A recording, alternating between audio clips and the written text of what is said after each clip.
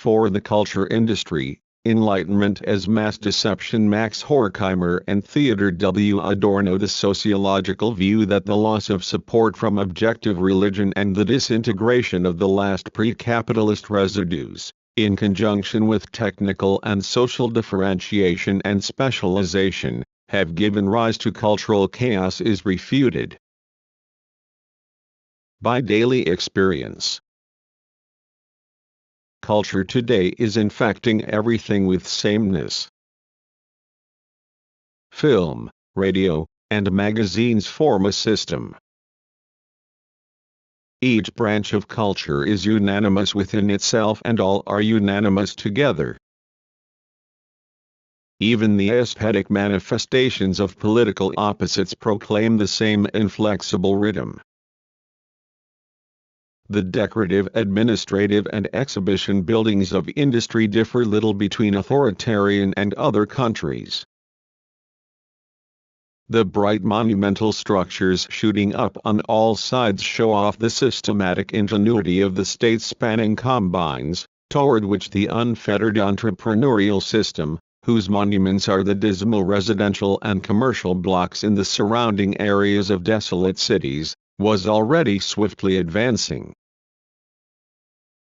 The older buildings around the concrete centers already look like slums, and the new bungalows on the outskirts, like the flimsy structures at international trade fairs, sing the praises of technical progress while inviting their users to throw them away after short use like tin cans.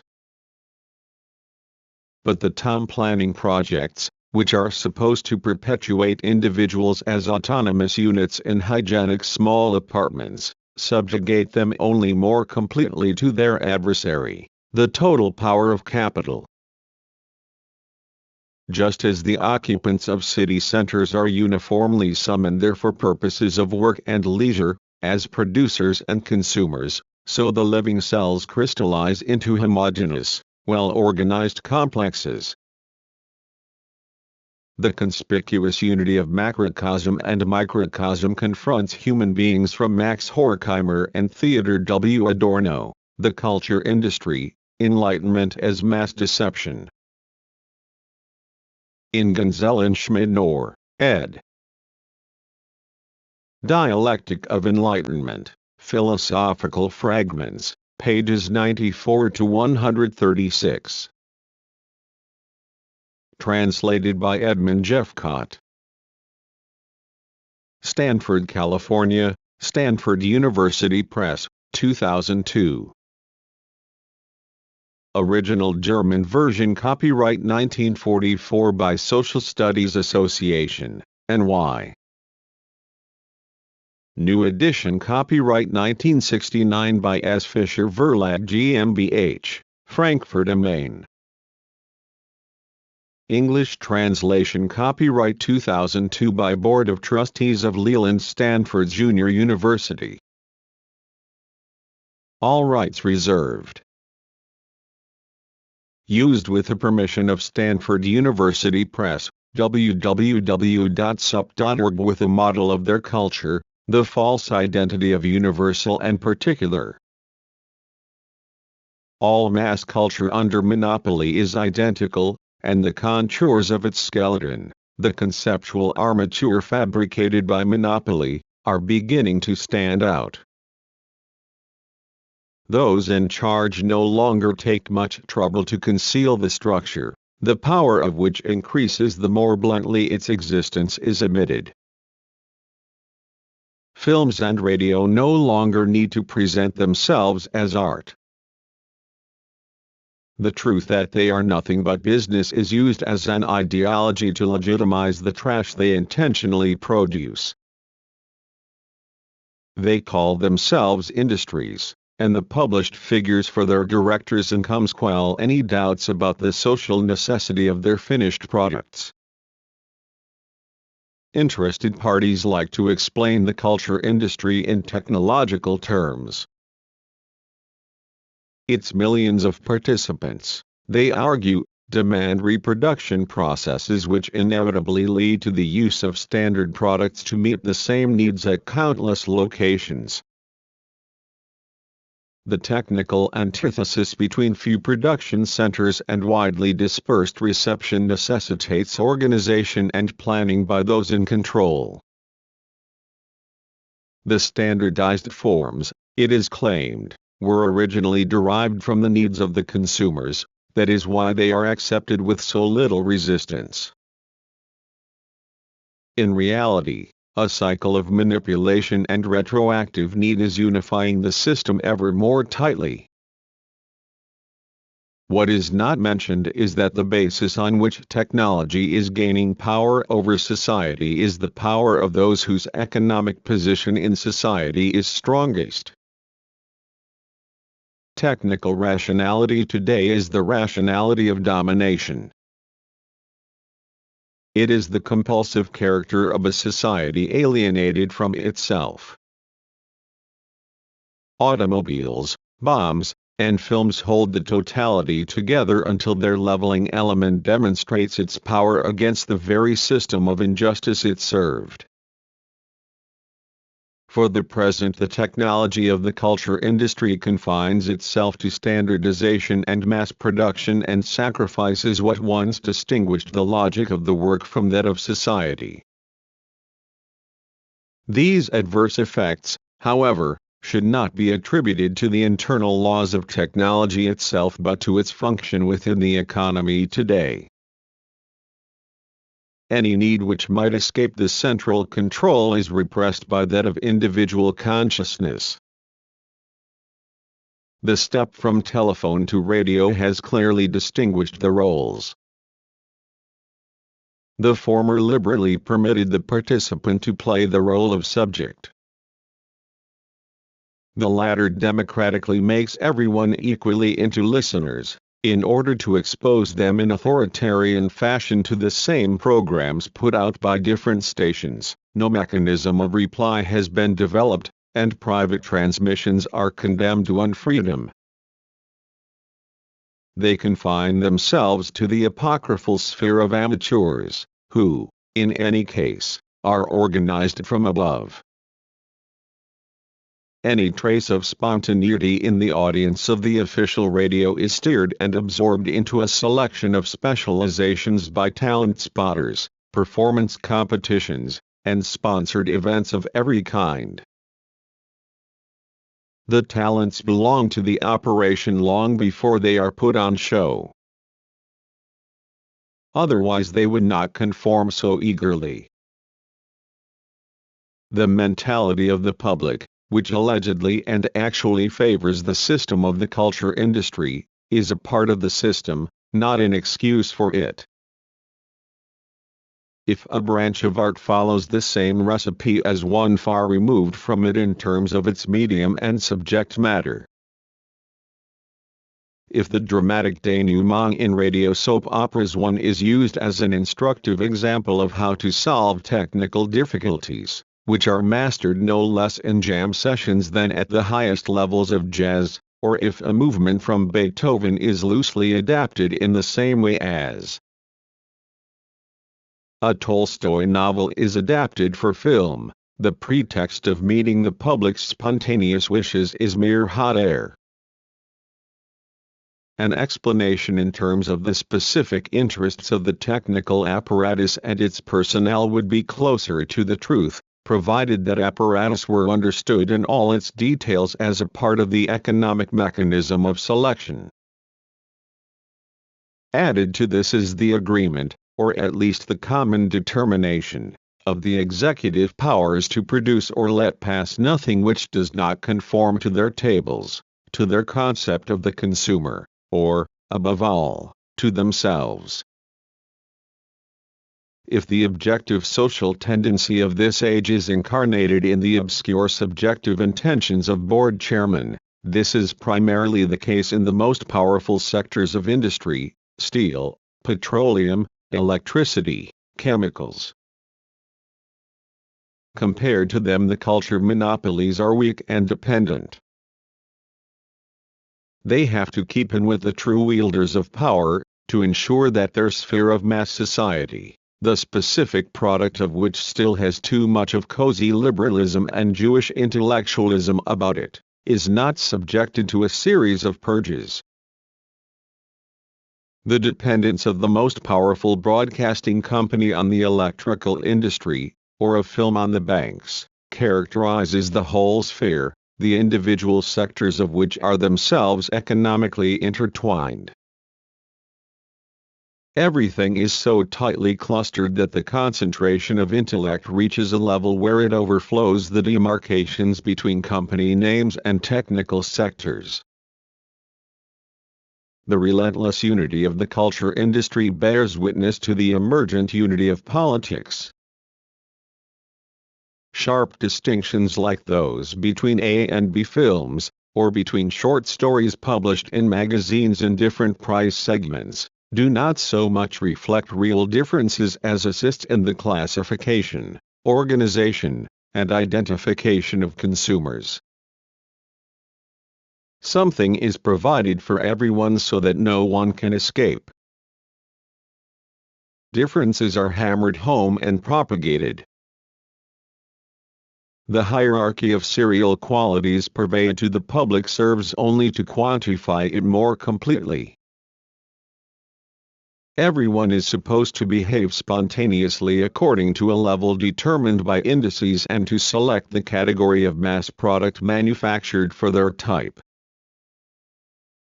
On the charts of research organizations, indistinguishable from those of political propaganda, consumers are divided up as statistical material into red, green, and blue areas according to income group. The schematic nature of this procedure is evident from the fact that the mechanically differentiated products are ultimately all the same. That the difference between the models of Chrysler and General Motors is fundamentally illusory is known by any child who is fascinated by that very difference. The advantages and disadvantages debated by enthusiasts serve only to perpetuate the appearance of competition and choice. It is no different with the offerings of Warner Brothers and Metro-Goldwyn-Mayer.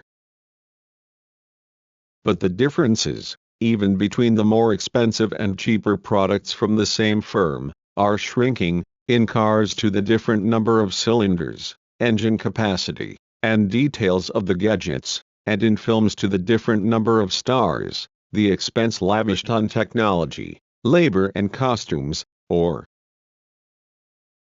the use of the latest psychological formulae.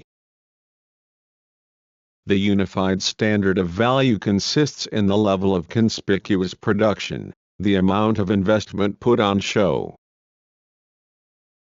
The budgeted differences of value in the culture industry have nothing to do with actual differences, with the meaning of the product itself. The technical media, too, are being engulfed by an insatiable uniformity. Television aims at a synthesis of radio and film, delayed only for as long as the interested parties cannot agree. Such a synthesis, with its unlimited possibilities, promises to intensify the impoverishment of the aesthetic material so radically that the identity of all industrial cultural products, still scantily disguised today, will triumph openly tomorrow in a mocking fulfillment of Wagner's dream of the total artwork. The accord between word, image, and music is achieved so much more perfectly than in Tristan because the sensuous elements, which compliantly document only the surface of social reality, are produced and principled within the same technical work process, the unity of which they express as their true content. This work process integrates all the elements of production, from the original concept of the novel, shaped by its sidelong glance at film, to the last sound effect.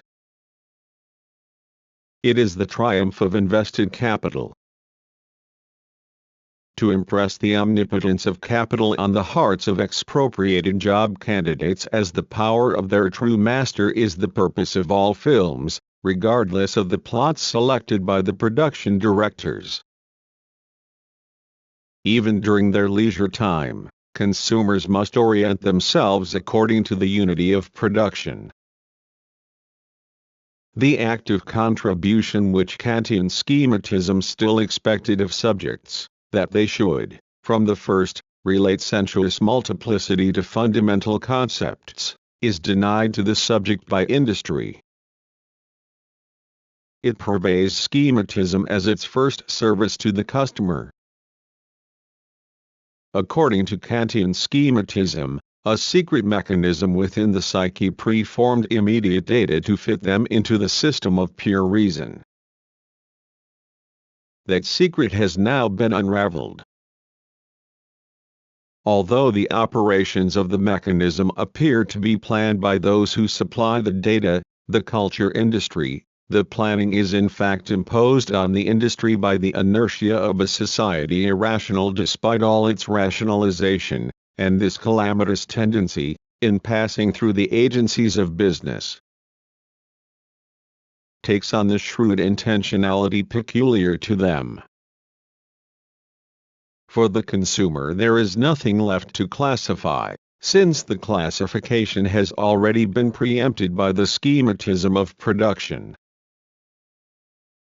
This dreamless art for the people fulfills the dreamy idealism which went too far for idealism in its critical form. Everything comes from consciousness, from that of God for Malebranche and Berkeley, and from earthly production management for mass art. Not only do hit songs, stars, and soap operas conform to types recurring cyclically as rigid invariants, but the specific content of productions, the seemingly variable element, is itself derived from those types. The details become interchangeable. The brief interval sequence which has proved catchy in a hit song, the hero's temporary disgrace which he accepts as a good sport, the wholesome slaps the heroine receives from the strong hand of the male star, his plain-speaking abruptness toward the pampered heiress, are, like all the details, ready-made clichés, to be used here and there as desired and always completely defined by the purpose they serve within the schema. To confirm the schema by acting as its constituents is their sole raison d'être. In a film, the outcome can invariably be predicted at the start, who will be rewarded, punished, forgotten, and in light music the prepared ear can always guess the continuation after the first bars of a hit song and is gratified when it actually occurs. The average choice of words in a short story must not be tampered with. The gags and effects are no less calculated than their framework. They are managed by special experts, and their slim variety is specifically tailored to the office pigeonhole. The culture industry has developed in conjunction with the predominance of the effect, the tangible performance, the technical detail, over the work, which once carried the idea and was liquidated with it. By emancipating itself, the detail had become refractory. From Romanticism to Expressionism it had rebelled as unbridled expression, as the agent of opposition, against organization. In music, the individual harmonic effect had obliterated awareness of the form as a whole. In painting the particular detail had obscured the overall composition. In the novel psychological penetration had blurred the architecture. Through totality, the culture industry is putting an end to all that. Although operating only with effects, it subdues their unruliness and subordinates them to the formula which supplants the work. It crushes equally the whole and the parts.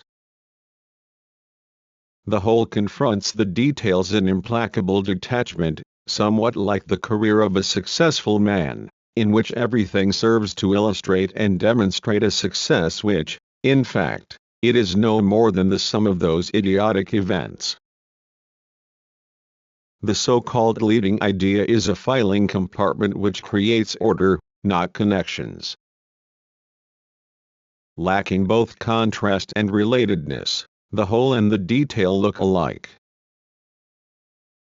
Their harmony, guaranteed in advance, mocks the painfully achieved harmony of the great bourgeois works of art. In Germany, even the most carefree films of democracy were overhung already by the graveyard stillness of dictatorship. The whole world is passed through the filter of the culture industry. The familiar experience of the moviegoer, who perceives the street outside as a continuation of the film he has just left, because the film seeks strictly to reproduce the world of everyday perception, has become the guideline of production. The more densely and completely its techniques duplicate empirical objects, the more easily it creates the illusion that the world outside is a seamless extension of the one which has been revealed in the cinema. Since the abrupt introduction of the sound film, mechanical duplication has become entirely subservient to this objective. According to this tendency, life is to be made indistinguishable from the sound film. Far more strongly than the theater of illusion, film denies its audience any dimension in which they might roam freely in imagination, contained by the film's framework but unsupervised by its precise actualities, without losing the thread. Thus it trains those exposed to it to identify film directly with reality. The withering of imagination and spontaneity in the consumer of culture today need not be traced back to psychological mechanisms. The products themselves, especially the most characteristic, the sound film, cripple those faculties through their objective makeup. They are so constructed that their adequate comprehension requires a quick, observant, knowledgeable cast of mind but positively debars the spectator from thinking, if he is not to miss the fleeting facts. This kind of alertness is so ingrained that it does not even need to be activated in particular cases, while still repressing the powers of imagination. Anyone who is so absorbed by the world of the film, by gesture, image, and word, that he or she is unable to supply that which would have made it a world in the first place, does not need to be entirely transfixed by the special operations of the machinery. At the moment of the performance, the required qualities of attention have become so familiar from other films and other culture products already known to him or her that they appear automatically. The power of industrial society is imprinted on people once and for all. The products of the culture industry are such that they can be alertly consumed even in a state of distraction. But each one is a model of the gigantic economic machinery, which, from the first, keeps everyone on their toes, both at work and in the leisure time which resembles it. In any sound film or any radio broadcast something is discernible which cannot be attributed as a social effect to any one of them, but to all together. Each single manifestation of the culture industry inescapably reproduces human beings as what the whole has made them. And all its agents, from the producer to the women's organizations, are on the alert to ensure that the simple reproduction of mind does not lead on to the expansion of mind. The complaints of art historians and cultural attorneys over the exhaustion of the energy which created artistic style in the West are frighteningly unfounded. The routine translation of everything, even of what has not yet been thought, into the schema of mechanical reproducibility goes beyond the rigor and scope of any true style, the concept with which culture lovers idealize the pre-capitalist past as an organic era. No Palestriner could have eliminated the unprepared or unresolved dissonance more puristically than the jazz arranger excludes any phrase which does not exactly fit the jargon. If he jazzes up Mozart, he changes the music not only where it is too difficult or serious but also where the melody is merely harmonized differently, indeed, more simply, than is usual today. No medieval patron of architecture can have scrutinized the subjects of church windows and sculptures more suspiciously than the studio hierarchies examine a plot by Balzac or Victor Hugo before it receives the imprimatur of feasibility. No cathedral chapter could have assigned the grimaces and torments of the damned to their proper places in the order of divine love more scrupulously than production managers decide the position of the torture of the hero or the raised hem of the leading lady's dress within the litany of the big film. The explicit and implicit, exoteric and esoteric catalogue of what is forbidden and what is tolerated is so extensive that it not only defines the area left free but wholly controls it. Even the most minor details are modeled according to this lexicon. Like its adversary, avant-garde art, the culture industry defines its own language positively, by means of prohibitions applied to its syntax and vocabulary. The permanent compulsion to produce new effects which yet remain bound to the old schema, becoming additional rules, merely increases the power of the tradition which the individual effect seeks to escape.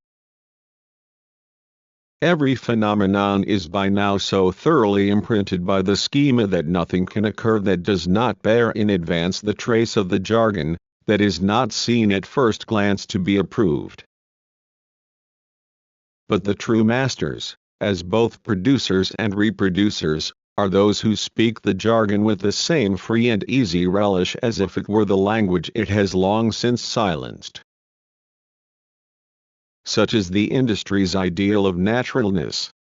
It asserts itself more imperiously the more the perfected technology reduces the tension between the culture product and everyday existence. The paradox of routine travestied as nature is detectable in every utterance of the culture industry, and in many is quite blatant. A jazz musician who has to play a piece of serious music, Beethoven's simplest minuet, involuntarily syncopates and condescends to start on the beat only with a superior smile. Such naturalness, complicated by the ever more pervasive and exorbitant claims of the specific medium, constitutes the new style, a system of non-culture to which one might even concede a certain unity of style if it made any sense to speak of a stylized barbarism. The general influence of this stylization may already be more binding than the official rules and prohibitions. A hit song is treated more leniently today if it does not respect the 32 bars or the compass of the ninth than if it includes even the most elusive melodic or harmonic detail which falls outside the idiom. Orson Welles is forgiven all his offenses against the usages of the craft because, as calculated rudeness, they confirm the validity of the system all the more zealously.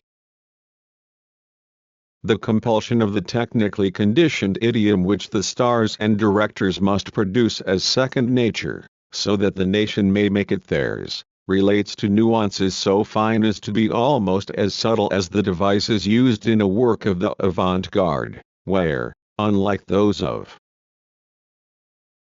the hit song, they serve truth. The rare ability to conform punctiliously to the obligations of the idiom of naturalness in all branches of the culture industry becomes the measure of expertise. As in logical positivism, what is said and how it is said must be verifiable against everyday speech. The producers are experts. The idiom demands the most prodigious productive powers, which it absorbs and squanders. Satanically, it has rendered cultural conservatism's distinction between genuine and artificial style obsolete. A style might possibly be called artificial if it had been imposed from outside against the resistance of the intrinsic tendencies of form. But in the culture industry, the subject matter itself, down to its smallest elements, springs from the same apparatus as the jargon into which it is absorbed. The deals struck between the art specialists and the sponsor and censor over some all too unbelievable lie tell us less about internal, aesthetic tensions than about a divergence of interests. The reputation of the specialist, in which a last residue of actual autonomy still occasionally finds refuge, collides with the business policy of the church or the industrial combine producing the culture commodity. By its own nature, however, the matter has already been reified as negotiable even before the various agencies come into conflict. Even before Zanuck III acquired her, Saint Bernadette gleamed in the eye of her writer as an advert aimed at all the relevant consortia. To this the impulses of form have been reduced. As a result, the style of the culture industry, which has no resistant material to overcome, is at the same time the negation of style. The reconciliation of general and particular, of rules and the specific demands of the subject, through which alone style takes on substance, is nullified by the absence of tension between the poles. The extremes which touch have become a murky identity in which the general can replace the particular and vice versa. Nevertheless, this caricature of style reveals something about the genuine style of the past. The concept of a genuine style becomes transparent in the culture industry as the aesthetic equivalent of power. The notion of style as a merely aesthetic regularity is a retrospective fantasy of Romanticism. The unity of style not only of the Christian Middle Ages but of the Renaissance expresses the different structures of social coercion in those periods, not the obscure experience of the subjects, in which the universal was locked away. The great artists were never those whose works embodied style in its least fractured, most perfect form but those who adopted style as a rigor to set against the chaotic expression of suffering, as a negative truth. In the style of these works expression took on the strength without which existence is dissipated unheard. Even works which are called classical, like the music of Mozart, contain objective tendencies which resist the style they incarnate. Up to Schönberg and Picasso, great artists have been mistrustful of style, which at decisive points has guided them less than the logic of the subject matter. What the expressionists and Dadaists attacked in their polemics, the untruth of style as such, triumphs today in the vocal jargon of the crooner, in the adept grace of the film star, and even in the mastery of the photographic shot of a farm laborer's hovel. In every work of art, style is a promise. And being absorbed through style into the dominant form of universality. Into the current musical, pictorial, or verbal idiom, what is expressed seeks to be reconciled with the idea of the true universal. This promise of the work of art to create truth by impressing its unique contours on the socially transmitted forms is as necessary as it is hypocritical. By claiming to anticipate fulfillment through their aesthetic derivatives, it posits the real forms of the existing order as absolute. To this extent the claims of art are always also ideology. Yet it is only in its struggle with tradition, a struggle precipitated in style, that art can find expression for suffering. The moment of the work of art by which it transcends reality cannot, indeed, be severed from style. That moment, however, does not consist in achieved harmony, in the questionable unity of form and content, inner and outer, individual and society, but in those traits in which the discrepancy emerges, in the necessary failure of the passionate striving for identity. Instead of exposing itself to this failure, in which the style of the great work of art has always negated itself, the inferior work has relied on its similarity to others, the surrogate of identity. The culture industry has finally posited this imitation as absolute. Being nothing other than style, it divulges style's secret, obedience to the social hierarchy. Aesthetic barbarism today is accomplishing what has threatened intellectual formations since they were brought together as culture and neutralized. To speak about culture always went against the grain of culture. The general designation culture already contains, virtually, the process of identifying, cataloging, and classifying which imports culture into the realm of administration. Only what has been industrialized, rigorously subsumed, is fully adequate to this concept of culture. Only by subordinating all branches of intellectual production equally to the single purpose of imposing on the senses of human beings, from the time they leave the factory in the evening to the time they clock on in the morning, the imprint of the work routine which they must sustain throughout the day, does this culture mockingly fulfill the notion of a unified culture which the philosophers of the individual personality held out against mass culture. The culture industry, the most inflexible style of all, thus proves to be the goal of the very liberalism which is criticized for its lack of style. Not only did its categories and contents originate in the liberal sphere, in domesticated naturalism no less than in the operetta and the review, but the modern culture combines are the economic area in which a piece of the circulation sphere otherwise in the process of disintegration, together with a corresponding entrepreneurial types, still tenuously survives. In that area people can still make their way, provided they do not look too closely at their true purpose and are willing to be compliant. Anyone who resists can survive only by being incorporated.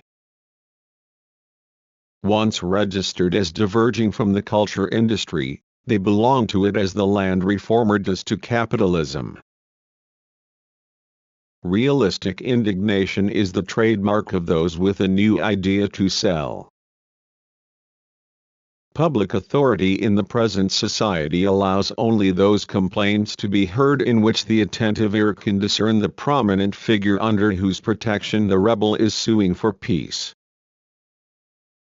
The more immeasurable the gulf between chorus and leaders, the more certainly is there a place among the latter for anyone who demonstrates superiority by well-organized dissidence.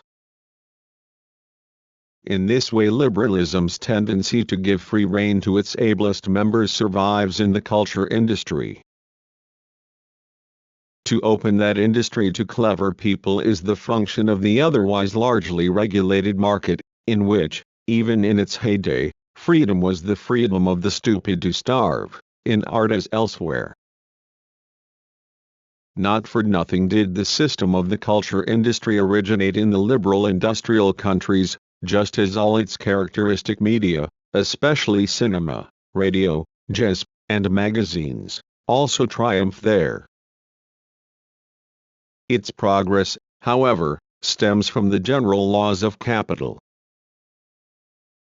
Gemont and Path, Foralstein and Hugenberg 5 did not follow the international trend to their own disadvantage. Europe's economic dependence on the USA after the war and the inflation also made its contribution. The belief that the barbarism of the culture industry is a result of cultural lag, of the backwardness of American consciousness in relation to the state of technology, is quite illusory. Pre-fascist Europe was backward in relation to the monopoly of culture. But it was precisely to such backwardness that intellectual activity owed a remnant of autonomy, its last exponents their livelihood, however meager. In Germany, the incomplete permeation of life by democratic control had a paradoxical effect. Many areas were still exempt from the market mechanism which had been unleashed in Western countries. The German educational system, including the universities, the artistically influential theaters, the great orchestras, and the museums were under patronage. The political powers, the state and the local authorities who inherited such institutions from absolutism, had left them a degree of independence from the power of the market as the princes and feudal lords had done up to the 19th century. This stiffened the backbone of art in its late phase against the verdict of supply and demand, heightening its resistance far beyond its actual degree of protection. In the market itself, the homage paid to not yet marketable artistic quality was converted into purchasing power, so that reputable literary and musical publishers could support authors who brought in little more than the respect of connoisseurs. Only the dire and incessant threat of incorporation into commercial life as aesthetic experts finally brought the artists to heel. In former times they signed their letters, like Kant and Hume, "Your most obedient servant," while undermining the foundations of throne and altar. Today they call heads of government by their first names and are subject, in every artistic impulse, to the judgment of their illiterate principles. The analysis offered by de Tocqueville 100 years ago has been fully borne out in the meantime. Under the private monopoly of culture, tyranny does indeed leave the body free and sets to work directly on the soul. The ruler no longer says, "Either you think as I do or you die." He says, "You are free not to think as I do. Your life, your property, all that you shall keep. But from this day on you will be a stranger among us." 6. Anyone who does not conform is condemned to an economic impotence which is prolonged in the intellectual powerlessness of the eccentric loner. Disconnected from the mainstream, he is easily convicted of inadequacy. Whereas the mechanism of supply and demand is today disintegrating in material production, in the superstructure it acts as a control on behalf of the rulers. The consumers are the workers and salaried employees, the farmers and petty bourgeois. Capitalist production hems them in so tightly, in body and soul, that they unresistingly succumb to whatever is proffered to them. However, just as the ruled have always taken the morality dispensed to them by the rulers more seriously than the rulers themselves, the defrauded masses today cling to the myth of success still more ardently than the successful. They, too, have their aspirations. They insist unwaveringly on the ideology by which they are enslaved. The pernicious love of the common people for the harm done to them outstrips even the cunning of the authorities. It surpasses the rigor of the Hayes Office. 7. Just as, in great epochs, it has inspired renewed zeal in greater agencies directed against it, the terror of the tribunals. It calls for Mickey Rooney rather than the tragic Garbo, Donald Duck rather than Betty Boop. The industry bows to the vote it has itself rigged. the incidental costs to the firm which cannot turn a profit from its contract with a declining star are legitimate costs for the system as a whole. By artfully sanctioning the demand for trash, the system inaugurates total harmony. Connoisseurship and expertise are proscribed as the arrogance of those who think themselves superior, whereas culture distributes its privileges democratically to all. Under the ideological truce between them, the conformism of the consumers, like the shamelessness of the producers they sustain, can have a good conscience. Both content themselves with a reproduction of sameness. Unending sameness also governs the relationship to the past. What is new in the phase of mass culture compared to that of late liberalism is the exclusion of the new. The machine is rotating on the spot. While it already determines consumption, it rejects anything untried as a risk. In film, any manuscript which is not reassuringly based on a bestseller is viewed with mistrust. That is why there is incessant talk of ideas, novelty and surprises, of what is both totally familiar and has never existed before. Tempo and dynamism are paramount. Nothing is allowed to stay as it was, everything must be endlessly in motion. For only the universal victory of the rhythm of mechanical production and reproduction promises that nothing will change, that nothing unsuitable will emerge. To add anything to the proven cultural inventory would be too speculative. The frozen genres, sketch, short story, problem film, hit song, represent the average of late liberal taste threateningly imposed as a norm. The most powerful of the culture agencies, who work harmoniously with others of their kind as only managers do, whether they come from the ready-to-wear trade or college, have long since reorganized and rationalized the objective mind. It is as if some omnipresent agency had reviewed the material and issued an authoritative catalog tersely listing the products available. The ideal forms are inscribed in the cultural heavens where they were already numbered by Plato, indeed, were only numbers incapable of increase or change. Amusement and all the other elements of the culture industry existed long before the industry itself. Now they have been taken over from above and brought fully up to date. The culture industry can boast of having energetically accomplished and elevated to a principle the often inept transposition of art to the consumption sphere, of having stripped amusement of its obtrusive knavities and improved the quality of its commodities. The more all-embracing the culture industry has become, the more pitilessly it has forced the outsider into either bankruptcy or a syndicate. At the same time it has become more refined and elevated, becoming finally a synthesis of Beethoven and the Casino de Paris. Its victory is twofold: what is destroyed as truth outside its sphere can be reproduced indefinitely within it as lies. Light art as such, entertainment, is not a form of decadence. Those who deplore it as a betrayal of the ideal of pure expression harbor illusions about society.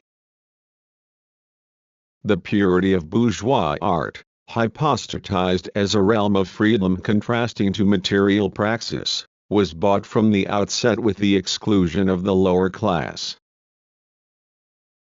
And art keeps faith with the cause of that class, the true universal, precisely by freeing itself from the purposes of the false. Serious art has denied itself to those for whom the hardship and oppression of life make a mockery of seriousness and who must be glad to use the time not spent at the production line in being simply carried along. Light art has accompanied autonomous art as its shadow. It is the social bad conscience of serious art.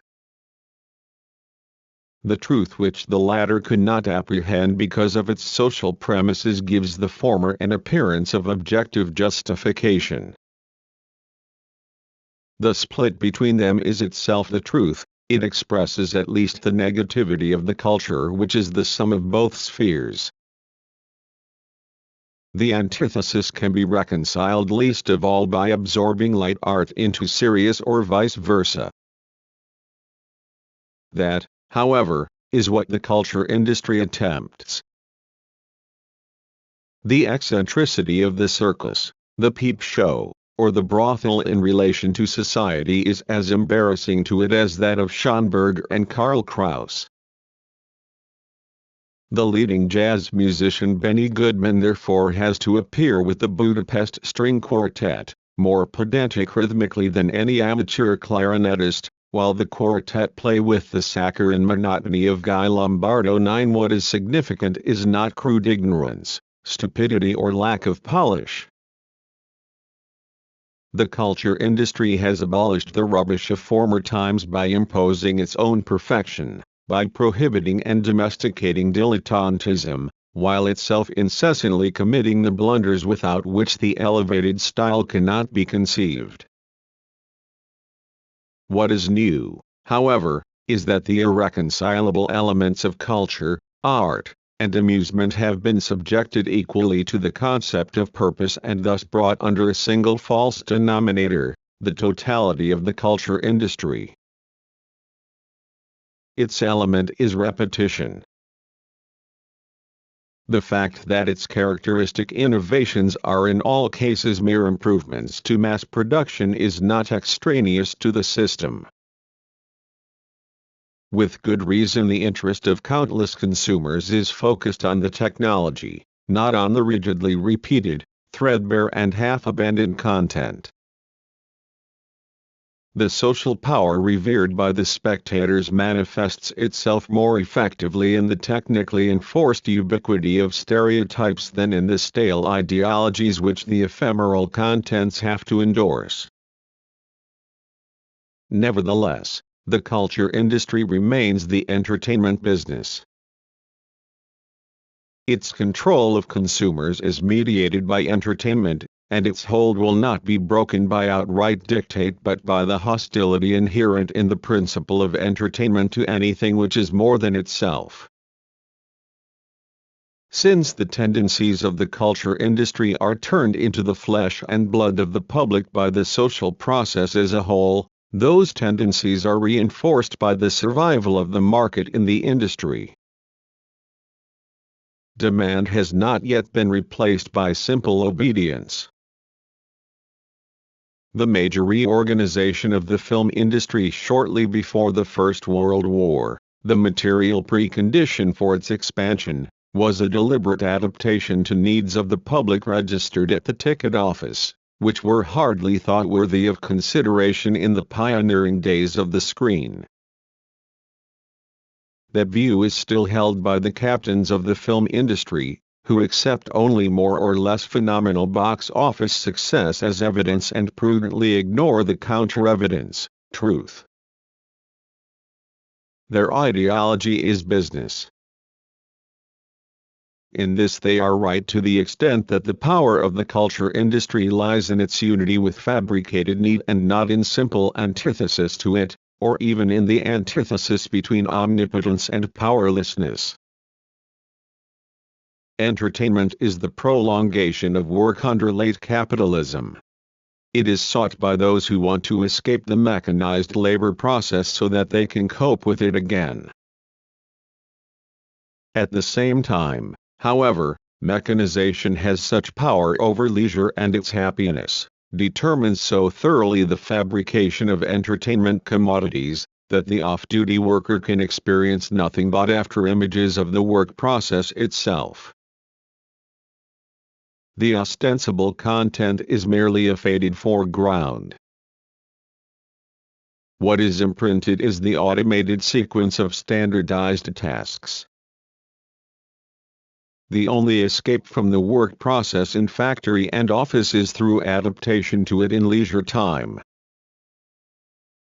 This is the incurable sickness of all entertainment.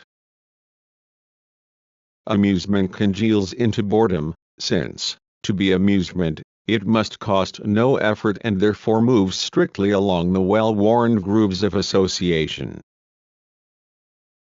The spectator must need no thoughts of his own. The product prescribes each reaction, not through any actual adherence, which collapses once exposed to thought, but through signals. Any logical connection presupposing mental capacity is scrupulously avoided. Developments are to emerge from the directly preceding situation, not from the idea of the whole. There is no plot which could withstand the screenwriter's eagerness to extract the maximum effect from the individual scene. Finally, even the schematic formula seems dangerous, since it provides some coherence of meaning, however meager, when only meaninglessness is acceptable. Often the plot is willfully denied the development called for by characters and theme under the old schema. Instead, the next step is determined by what the writers take to be their most effective idea. Obtusely ingenious surprises disrupt the plot. The product's tendency to fall back perniciously on the pure nonsense which, as buffoonery and clowning, was a legitimate part of popular art up to Chaplin and the Marx Brothers, emerges most strikingly in the less sophisticated genres. Whereas the films of Greer Garson and Bette Davis can still derive some claim to a coherent plot from the unity of the socio-psychological case represented, the tendency to subvert meaning has taken over completely in the text of novelty songs, 10 suspense films, and cartoons. The idea itself, like objects in comic and horror films, is massacred and mutilated. Novelty songs have always lived on contempt for meaning, which, as both ancestors and descendants of psychoanalysis, they reduce to the monotony of sexual symbolism. In crime and adventure films, the spectators are begrudged even the opportunity to witness the resolution. Even in non-ironic examples of the genre, they must make do with the mere horror of situations connected in only the most perfunctory way. Cartoon and stunt films were once exponents of fantasy against rationalism. They allowed justice to be done to the animals and things electrified by their technology, by granting the mutilated beings a second life. Today they merely confirm the victory of technological reason over truth. A few years ago they had solid plots which were resolved only in the whirl of pursuit of the final minutes. In this their procedure resembled that of slapstick comedy. But now the temporal relations have shifted. The opening sequences state a plot motif so that destruction can work on it throughout the action. With the audience in gleeful pursuit, the protagonist is tossed about like a scrap of litter. The quantity of organized amusement is converted into the quality of organized cruelty. The self-elected censors of the film industry, its accomplices, monitor the duration of the atrocity prolonged into a haunt. The jollity dispels the joy supposedly conferred by the sight of an embrace and postpones satisfaction until the day of the pogrom. To the extent that cartoons do more than accustom the senses to the new tempo, they hammer into every brain the old lesson that continuous attrition, the breaking of all individual resistance, is the condition of life in this society. Donald Duck in the cartoons and the unfortunate victim in real life receive their beatings so that the spectators can accustom themselves to theirs. The enjoyment of the violence done to the film character turns into violence against the spectator. Distraction becomes exertion. No stimulant concocted by the experts may escape the wary eye. In face of the slick presentation, no one may appear stupid even for a moment. Everyone has to keep up, emulating the smartness displayed and propagated by the production. This makes it doubtful whether the culture industry even still fulfills its self-proclaimed function of distraction. If the majority of radio stations and cinemas were shut down, consumers probably would not feel too much deprived. In stepping from the street into the cinema, they no longer enter the world of dream in any case, and once the use of these institutions was no longer made obligatory by their mere existence, the urge to use them might not be so overwhelming, shutting them down in this way would not be reactionary machine wrecking. Those who suffered would not be the film enthusiasts but those who always pay the penalty in any case, the ones who had lagged behind. For the housewife, despite the films which are supposed to integrate her still further, the dark of the cinema grants a refuge in which she can spend a few unsupervised hours, just as once, when there were still dwellings and evening repose, she could sit gazing out of the window. The unemployed of the great centers find freshness in summer and warmth in winter in these places of regulated temperature. Apart from that, and even by the measure of the existing order, the bloated entertainment apparatus does not make life more worthy of human beings. The idea of exploiting the given technical possibilities, of fully utilizing the capacities for aesthetic mass consumption, is part of an economic system which refuses to utilize capacities when it is a question of abolishing hunger. The culture industry endlessly cheats its consumers out of what it endlessly promises. The promissory note of pleasure issued by plot and packaging is indefinitely prolonged. The promise, which actually comprises the entire show, disdainfully intimates that there is nothing more to come, that the diner must be satisfied with reading the menu. The desire inflamed by the glossy names and images is served up finally with a celebration of the daily round it sought to escape. Of course, genuine works of art were not sexual exhibitions either. But by presenting denial as negative, they reversed, as it were, the debasement of the drive and rescued by mediation what had been denied. That is the secret of aesthetic sublimation, to present fulfillment in its brokenness.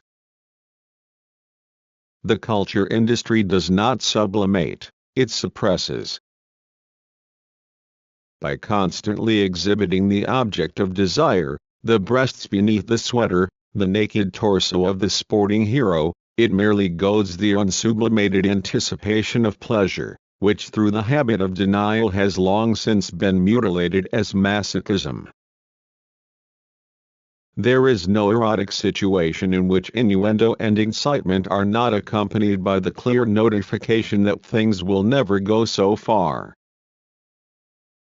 The Hays Office merely confirms the ritual which the culture industry has staged in any case, that of Tantalus. Works of art are ascetic and shameless.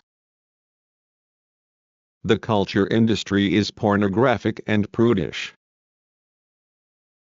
It reduces love to romance. And, once reduced, much is permitted, even libertinage as a marketable specialty, purveyed by quota with a trade description daring. The mass production of sexuality automatically brings about its repression. Because of his ubiquity, the film star with whom one is supposed to fall in love is, from the start, a copy of himself. Every tenor now sounds like a Caruso record, and the natural faces of Texas girls already resemble those of the established models by which they would be typecast in Hollywood. The mechanical reproduction of beauty, which, admittedly, is made only more inescapable by the reactionary culture zealots with their methodical idolization of individuality, no longer leaves any room for the unconscious idolatry with which the experience of beauty has always been linked. The triumph over beauty is completed by humor, the malicious pleasure elicited by any successful deprivation. There is laughter because there is nothing to laugh about. Laughter, whether reconciled or terrible, always accompanies the moment when a fear is ended. It indicates a release, whether from physical danger or from the grip of logic. Reconciled laughter resounds with the echo of escape from power. Wrong laughter copes with fear by defecting to the agencies which inspire it. It echoes the inescapability of power. Fun is a medicinal bath which the entertainment industry never ceases to prescribe. It makes laughter the instrument for cheating happiness. To moments of happiness, laughter is foreign. Only operettas, and now films, present sex amid peals of merriment. But Baudelaire is as humorless as Hölderlin. In wrong society, laughter is a sickness infecting happiness and drawing it into society's worthless totality. Laughter about something is always laughter at it, and the vital force which, according to Bergson, bursts through rigidity in laughter is, in truth, the eruption of barbarity, the self-assertion which, in convivial settings, dares to celebrate its liberation from scruple. The collective of those who laugh parodies humanity. They are monads, each abandoning himself to the pleasure, at the expense of all others and with the majority in support, of being ready to shrink from nothing. Their harmony presents a caricature of solidarity. What is infernal about wrong laughter is that it compellingly parodies what is best, reconciliation. Joy, however, is austere, res se vera verum gaudium. 12. The ideology of monasteries, that it is not asceticism but the sexual act which marks the renunciation of attainable bliss, is negatively confirmed by the gravity of the lover who presciently pins his whole life to the fleeting moment. The culture industry replaces pain, which is present in ecstasy no less than in asceticism, with jovial denial. Its supreme law is that its consumers shall at no price be given what they desire, and in that very deprivation they must take their laughing satisfaction. In each performance of the culture industry, the permanent denial imposed by civilization is once more inflicted on and unmistakably demonstrated to its victims. To offer them something and to withhold it is one and the same. That is what the erotic commotion achieves. Just because it can never take place, everything revolves around the coitus. In film, to allow an illicit relationship without due punishment of the culprits is even more strictly tabooed than it is for the future son-in-law of a millionaire to be active in the workers' movement. Unlike that of the liberal era, industrial no less than nationalist culture can permit itself to inveigh against capitalism, but not to renounce the threat of castration.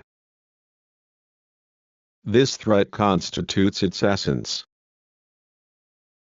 It outlasts the organized relaxation of morals toward the wearers of uniforms, first in the jaunty films produced for them and then in reality. What is decisive today is no longer Puritanism, though it still asserts itself in the form of women's organizations, but the necessity, inherent in the system, of never releasing its grip on the consumer, of not for a moment allowing him or her to suspect that resistance is possible. This principle requires that while all needs should be presented to individuals as capable of fulfillment by the culture industry, they should be so set up in advance that individuals experience themselves through their needs only as eternal consumers, as the culture industry's object. Not only does it persuade them that its fraud is satisfaction, it also gives them to understand that they must make do with what is offered, whatever it may be. The flight from the everyday world, promised by the culture industry in all its branches, is much like the abduction of the daughter in the American cartoon. The father is holding the ladder in the dark. The culture industry presents that same everyday world as paradise. Escape, like elopement, is destined from the first to lead back to its starting point. Entertainment fosters the resignation which seeks to forget itself in entertainment. Amusement, free of all restraint, would be not only the opposite of art but its complementary extreme. Absurdity in the manner of Mark Twain, with which the American culture industry flirts from time to time, could be a corrective to art. The more seriously art takes its opposition to existence, the more it resembles the seriousness of existence, its antithesis, the more it labors to develop strictly according to its own formal laws, the more labor it requires to be understood, whereas its goal had been precisely to negate the burden of labor. In some review films, and especially in grotesque stories and funnies, the possibility of this negation is momentarily glimpsed. Its realization, of course, cannot be allowed. Pure amusement indulged to the full, relaxed to bend into colorful associations and merry nonsense, is cut short by amusement in its marketable form. It is disrupted by the surrogate of a coherent meaning with which the culture industry insists on endowing its products while at the same time slyly misusing them as pretexts for bringing on the stars. Biographies and other fables stitch together the scraps of nonsense into a feeble-minded plot. It is not the bells on the fool's cap that jingle but the bunch of keys of capitalist reason, which even in its images harnesses joy to the purpose of getting ahead. Every kiss in the review film must contribute to the career of the boxer or hit song expert whose success is being glorified. The deception is not that the culture industry serves up amusement but that it spoils the fun by its business-minded attachment to the ideological clichés of the culture which is liquidating itself. Ethics and taste suppress unbridled amusement as naive naivety being rated no more highly than intellectualism, and even restrict its technical possibilities. The culture industry is corrupt, not as a sink of iniquity but as the cathedral of higher gratification. At all its levels, from Hemingway to Emil Ludwig, 14 from Mrs. Miniver, 15 to the Lone Ranger, 16 from Toscanini to Guy Lombardo, intellectual products drawn ready-made from art and science are infected with untruth. Traces of something better persist in those features of the culture industry by which it resembles the circus, in the stubbornly purposeless expertise of writers, acrobats, and clowns, in the defense and justification of physical as against intellectual art.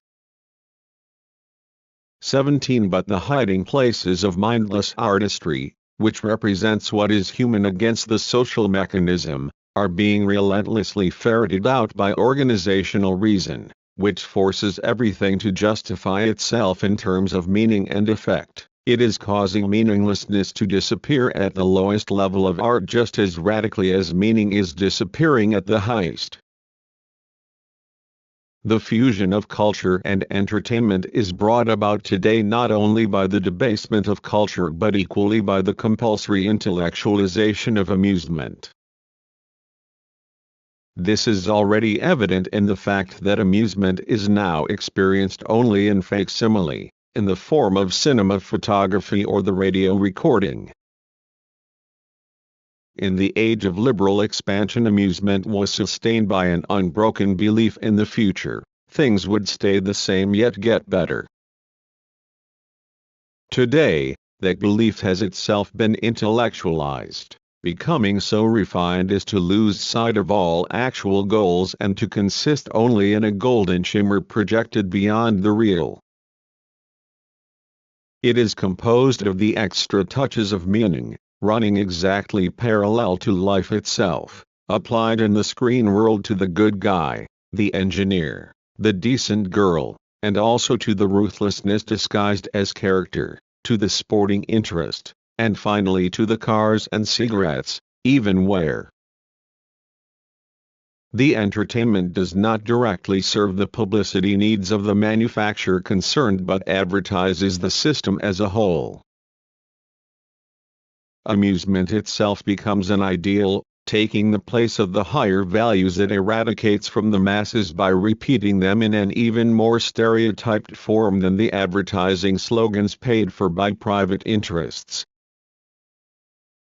Inwardness, the subjectively restricted form of truth, was always more beholden to the outward rulers than it imagined.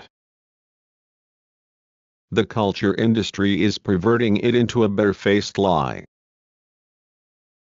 It appears now only as the high-minded prattle tolerated by consumers of religious bestsellers, psychological films, and women's serials as an embarrassingly agreeable ingredient, so that they can more reliably control their own human emotions. In this sense, entertainment is purging the effects in the manner once attributed by Aristotle to tragedy and now by Mortimer Adler 18 to film. The culture industry reveals the truth not only about style but also about catharsis. The more strongly the culture industry entrenches itself, the more it can do as it chooses with the needs of consumers, producing, controlling, disciplining them. Even withdrawing amusement altogether, here, no limits are set to cultural progress.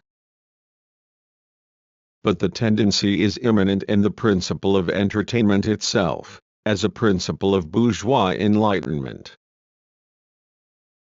If the need for entertainment was largely created by industry, which recommended the work to the masses through its subject matter, the oleograph through the delicate morsel it portrayed and, conversely, the pudding mix through the image of a pudding, entertainment has always borne the trace of commercial brashness, of sales talk, the voice of the fairground huckster. But the original affinity between business and entertainment reveals itself in the meaning of entertainment itself, as society's apologia. To be entertained means to be in agreement. Entertainment makes itself possible only by insulating itself from the totality of the social process, making itself stupid and perversely renouncing from the first the inescapable claim of any work, even the most trivial, in its restrictedness to reflect the whole. Amusement always means putting things out of mind, forgetting suffering, even when it is on display. At its root is powerlessness. It is indeed escape, but not, as it claims, escape from bad reality but from the last thought of resisting that reality. The liberation which amusement promises is from thinking as negation. The shamelessness of the rhetorical question, what do people want? lies in the fact that it appeals to the very people as thinking subjects whose subjectivity it specifically seeks to annul. Even on those occasions when the public rebels against the pleasure industry, it displays the feebleness systematically instilled in it by that industry. Nevertheless, it has become increasingly difficult to keep the public in submission. The advance of stupidity must not lag behind the simultaneous advance of intelligence. In the age of statistics, the masses are too astute to identify with the millionaire on the screen and too obtuse to deviate even minutely from the law of large numbers. Ideology hides itself in probability calculations.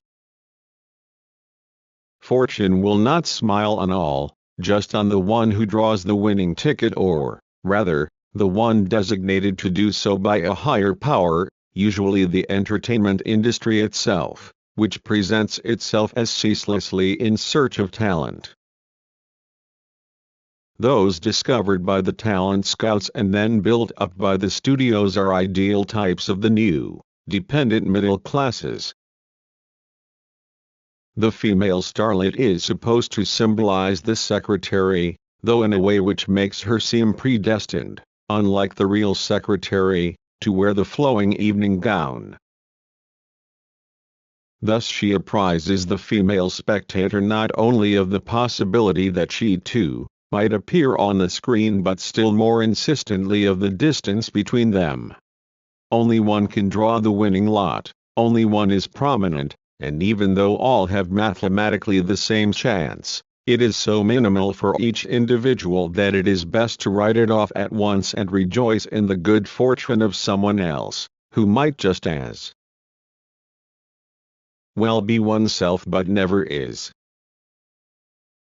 Where the culture industry still invites naive identification, it immediately denies it. It is no longer possible to lose oneself in others. Once, film spectators saw their own wedding in that of others. Now the happy couple on the screen are specimens of the same species as everyone in the audience, but the sameness posits the insuperable separation of its human elements.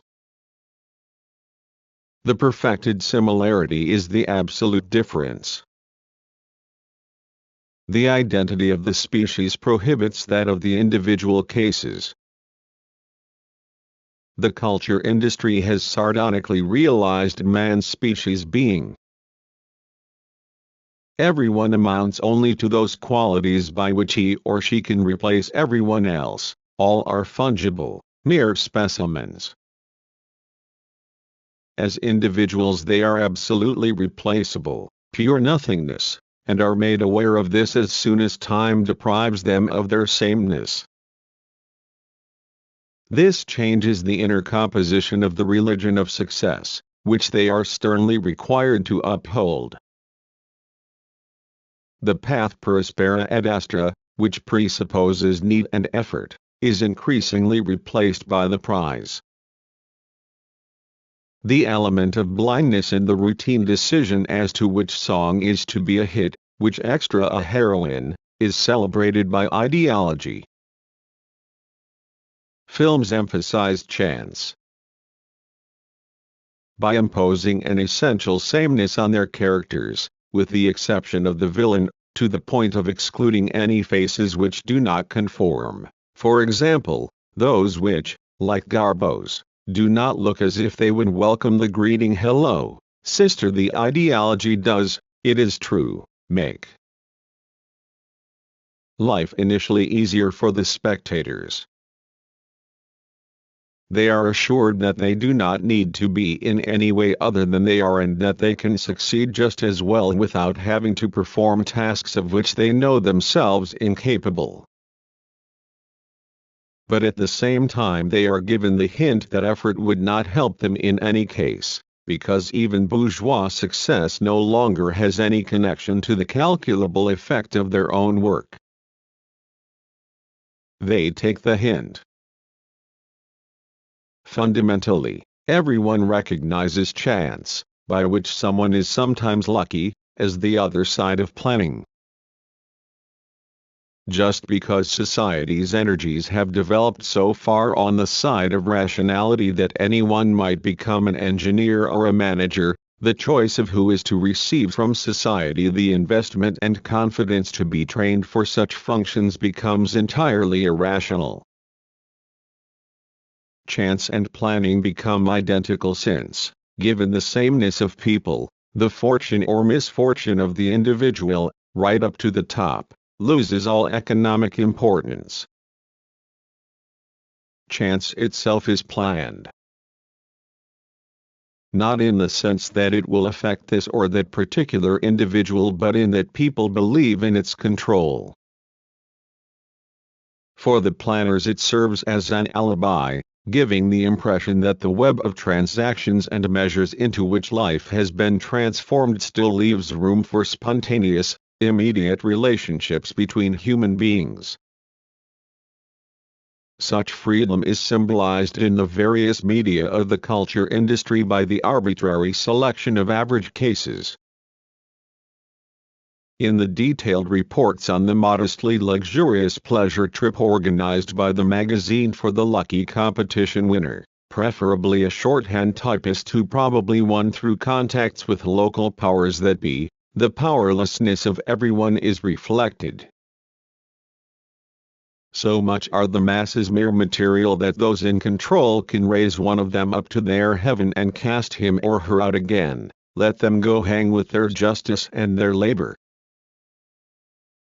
Industry is interested in human beings only as its customers and employees and has in fact reduced humanity as a whole, like each of its elements, to this exhaustive formula.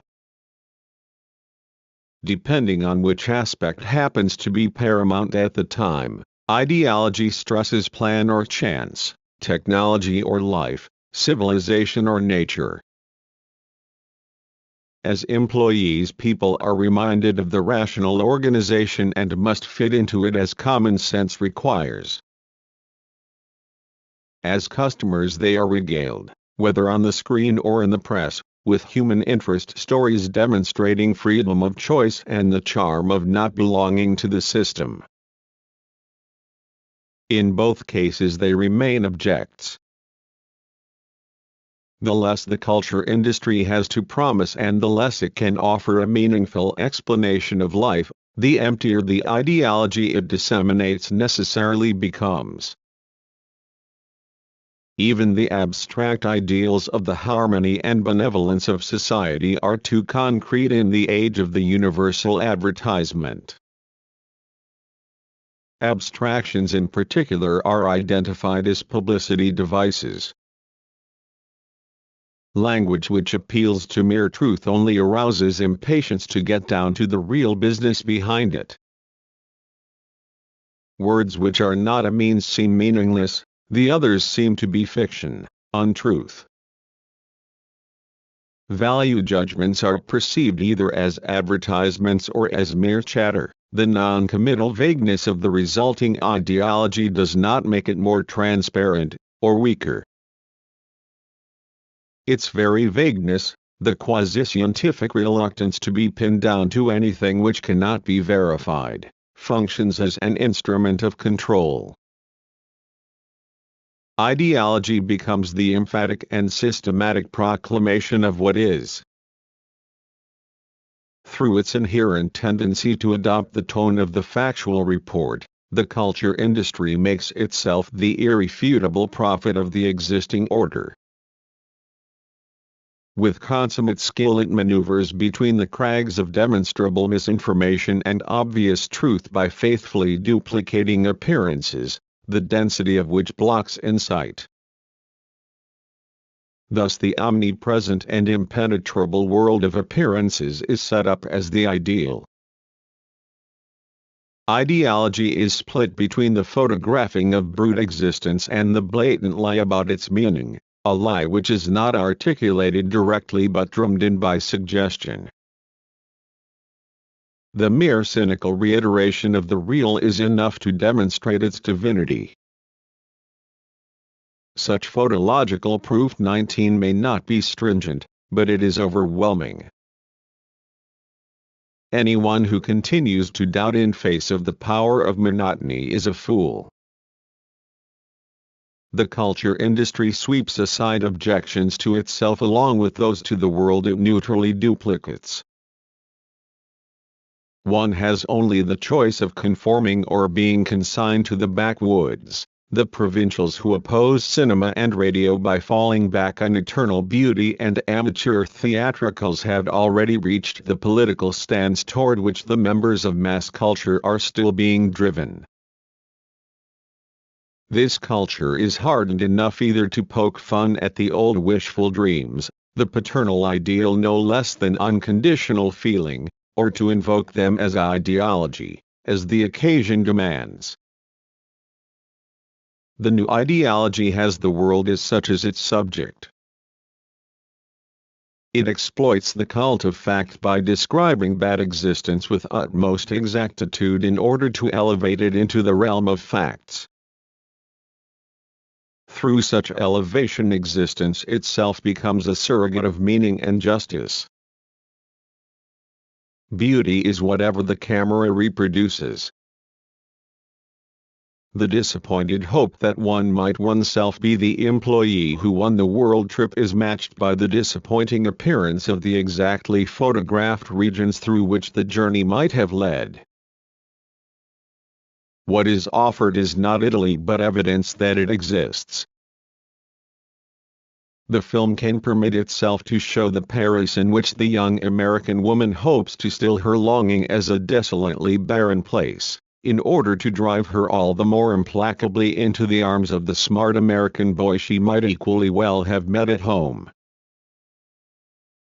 That life goes on at all, that the system, even in its most recent phase, reproduces the lives of those who constitute it instead of doing away with them straight away, is even credited to the system as its meaning and value.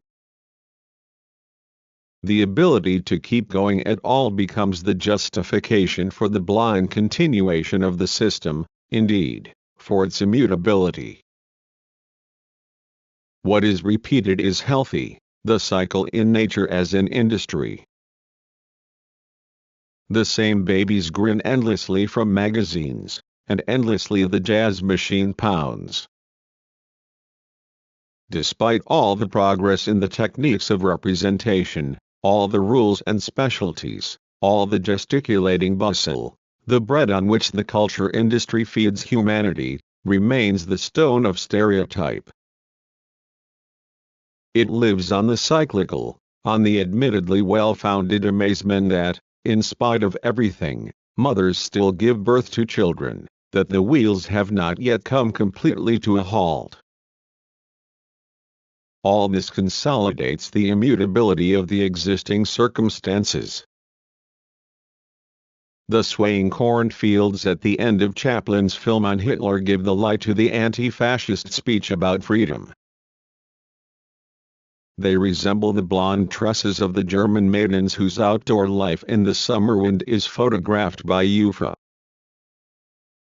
Nature, in being presented by society's control mechanism as the healing antithesis of society, is itself absorbed into that incurable society and sold off. The solemn pictorial affirmation that the trees are green, the sky is blue, and the clouds are sailing overhead already makes them cryptograms for factory chimneys and gasoline stations. Conversely, wheels and machine parts are made to gleam expressively, debased as receptacles of that leafy, cloudy soul. In this way both nature and technology are mobilized against the alleged stuffiness, the faked recollection of liberal society as a world in which people idled lasciviously in plush-lined rooms instead of taking wholesome open-air baths as they do today, or suffered breakdowns in antediluvian Benz models instead of traveling at rocket speed from where they are in any case to where it is no different. The triumph of the giant corporation over entrepreneurial initiative is celebrated by the culture industry as the perpetuity of entrepreneurial initiative. The fight is waged against an enemy who has already been defeated, the thinking subject. The resurrection of Hans Sonnenstosser, 20 The enemy of bourgeois Philistines, in Germany, and the smug coziness of life with Father 21 have one and the same meaning. On one matter, however, this hollow ideology is utterly serious: everyone is provided for. No one must be hungry or cold. Anyone failing to comply goes to a concentration camp. The joke from Hitler's Germany might well shine out as a maxim above all the portals of the culture industry. With naive shrewdness it anticipates the situation characteristic of the latest society, that it knows how to identify its true supporters. Formal freedom is guaranteed for everyone. No one has to answer officially for what he or she thinks. However, all find themselves enclosed from early on within a system of churches, clubs, professional associations, and other relationships which amount to the most sensitive instrument of social control. Anyone who wants to avoid ruin must take care not to weigh too little in the scales of this apparatus.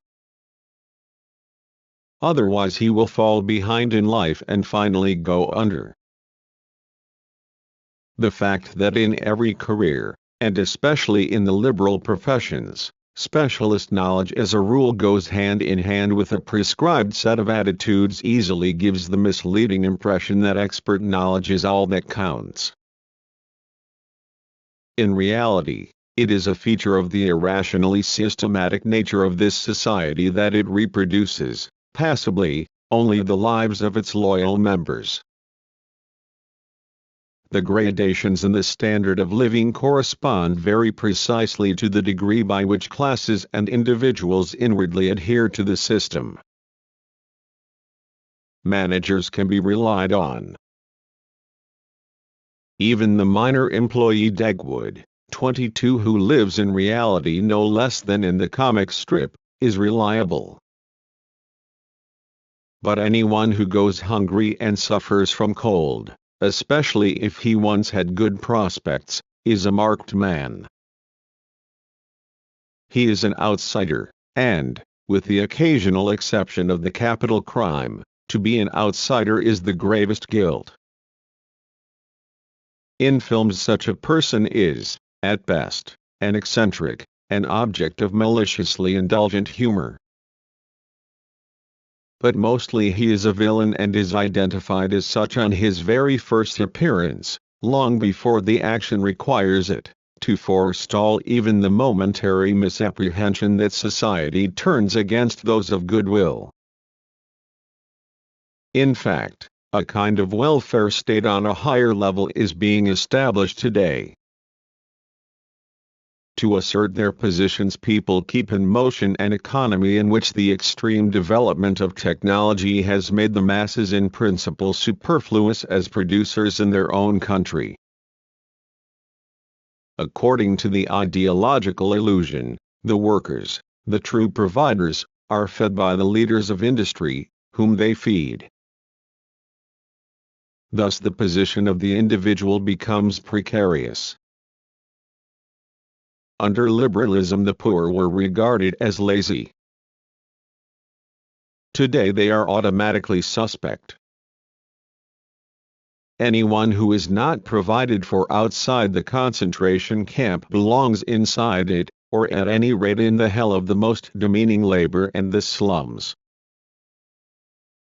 The culture industry, however, reflects society's positive and negative provision for those it administers as direct human solidarity in the world of honest folk. No one is forgotten. Everywhere are neighbors, social welfare officers, Dr. Gillespies, and armchair philosophers with their hearts in the right place who, with their kindly man-to-man interventions, turn the socially perpetuated wretchedness into remediable individual cases, unless even that is ruled out by the personal depravity of those concerned. The managed provision of friendly care, administered by every factory as a means of increasing production, brings the last private impulse under social control. By being given the appearance of immediacy, the relationships of people within production are returned to the private sphere. Such Winter Aid 23 casts its conciliatory shadow over the films and broadcasts of the culture industry long before such care is transferred in totalitarian style from the factory to society itself. The great helpers and benefactors of humanity, whose scholarly and scientific achievements have to be embellished by scriptwriters as simple acts of compassion to wring from them a fictitious human interest, function as stand-ins for the leaders of nations who ultimately decree the abolition of compassion and succeed in preventing all infections by exterminating the last of the sick. The emphasis on the heart of gold is society's way of admitting the suffering it creates. Everyone knows that they are helpless within the system, and ideology must take account of this. Far from merely concealing the suffering under the cloak of improvised comradeship, the culture industry stakes its company pride on looking it manfully in the eye and acknowledging it with unflinching composure. This posture of steadfast endurance justifies the world which that posture makes necessary. Such is the world, so hard, yet therefore so wonderful, so healthy. The light does not shrink back even from tragedy. Just as totalitarian society does not abolish the suffering of its members, but registers and plans it, mass culture does the same with tragedy. Hence the persistent borrowings from art. Art supplies the tragic substance which pure entertainment cannot provide on its own, yet which it needs if it is to adhere to its principle of meticulously duplicating appearance. Tragedy, included in society's calculations and affirmed as a moment of the world, becomes a blessing. It deflects the charge that truth is glossed over, whereas in fact it is appropriated with cynical regret. It imparts an element of interest to the insipidity of censored happiness and makes that interest manageable. To the consumer who has seen culturally better days it offers the surrogate of long-abolished depth, and to regular moviegoers the veneer of culture they need for purposes of prestige. To all it grants the solace that human fate in its strength and authenticity is possible even now and its unflinching depiction inescapable. The unbroken surface of existence, in the duplication of which ideology consists solely today, appears all the more splendid, glorious, and imposing the more it is imbued with necessary suffering. It takes on the aspect of fate. Tragedy is leveled down to the threat to destroy anyone who does not conform, whereas its paradoxical meaning once lay in hopeless resistance to mythical threat. Tragic fate becomes the just punishment into which bourgeois aesthetics has always longed to transform it. The morality of mass culture has come down to it from yesterday's children's books. In the first-class production the villain is dressed up as the hysteric who, in a study of ostensibly clinical exactitude, seeks to trick her more realistic rival out of her life's happiness and who herself suffers a quite untheatrical death. To be sure, only at the top are things managed as scientifically as this. Further down, the resources are scarcer. Their tragedy has its teeth drawn without social psychology.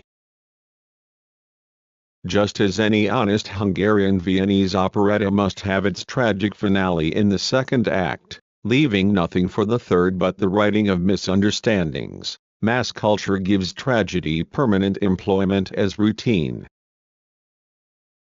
The obvious existence of a formula is enough in itself to allay the concern that tragedy might still be untamed. The housewife's description of the recipe for drama as getting into trouble and out again encompasses the whole of mass culture, from the weak-minded women's serial to its highest productions. Even the worst outcome, which once had better intentions, still confirms the established order and corrupts tragedy, whether because the irregular lover pays for her brief happiness with death or because the sad end in the picture makes the indestructibility of actual life shine all the more brightly. Tragic cinema is becoming truly a house of moral correction. The masses, demoralized by existence under the pressure of the system and manifesting civilization only as compulsively rehearsed behavior in which rage and rebelliousness everywhere show through, are to be kept in order by the spectacle of implacable life and the exemplary conduct of those it crushes. Culture has always contributed to the subduing of revolutionary as well as of barbaric instincts. Industrial culture does something more. It inculcates the conditions on which implacable life is allowed to be lived at all. Individuals must use their general satiety as a motive for abandoning themselves to the collective power of which they are sated. The permanently hopeless situations which grind down filmgoers in daily life are transformed by their reproduction, in some unknown way, into a promise that they may continue to exist. One needs only to become aware of one's nullity, to subscribe to one's own defeat, and one is already a party to it. Society is made up of the desperate and thus falls prey to rackets. In a few of the most significant German novels of the pre-fascistic era, such as Berlin Alexanderplatz and Kleiner Mann, was none. This tendency was as vividly evident as in the mediocre film and in the procedures of jazz. Fundamentally, they all present the self-mockery of man. The possibility of becoming an economic subject, an entrepreneur, a proprietor, is entirely liquidated. Right down to the small grocery, the independent firm on the running and inheriting of which the bourgeois family and the position of its head were founded, has fallen into hopeless dependence. All have become employees, and in the civilization of employees the dignity of the father, dubious in any case, ceases to be. The behavior of the individual toward the racket, whether commercial, professional, or political, both before and after admittance to it. The gestures of the leader before the masses, of the lover before the woman he woos, are taking on peculiarly masochistic traits. The attitude all are forced to adopt in order to demonstrate ever again their moral fitness for this society is reminiscent of that of boys during admission to a tribe. Circling under the blows of the priest, they wear stereotypical smiles. Existence in late capitalism is a permanent rite of initiation. Everyone must show that they identify wholeheartedly with the power which beats them. This is inherent in the principle of syncopation in jazz, which mocks the act of stumbling while elevating it to the norm. The eunuch-like voice of the radio crooner, the handsome suitor of the heiress, who falls into the swimming pool wearing his tuxedo, are models for those who want to make themselves into that to which the system breaks them. Everyone can be like the omnipotent society, Everyone can be happy if only they hand themselves over to it body and soul and relinquish their claim to happiness.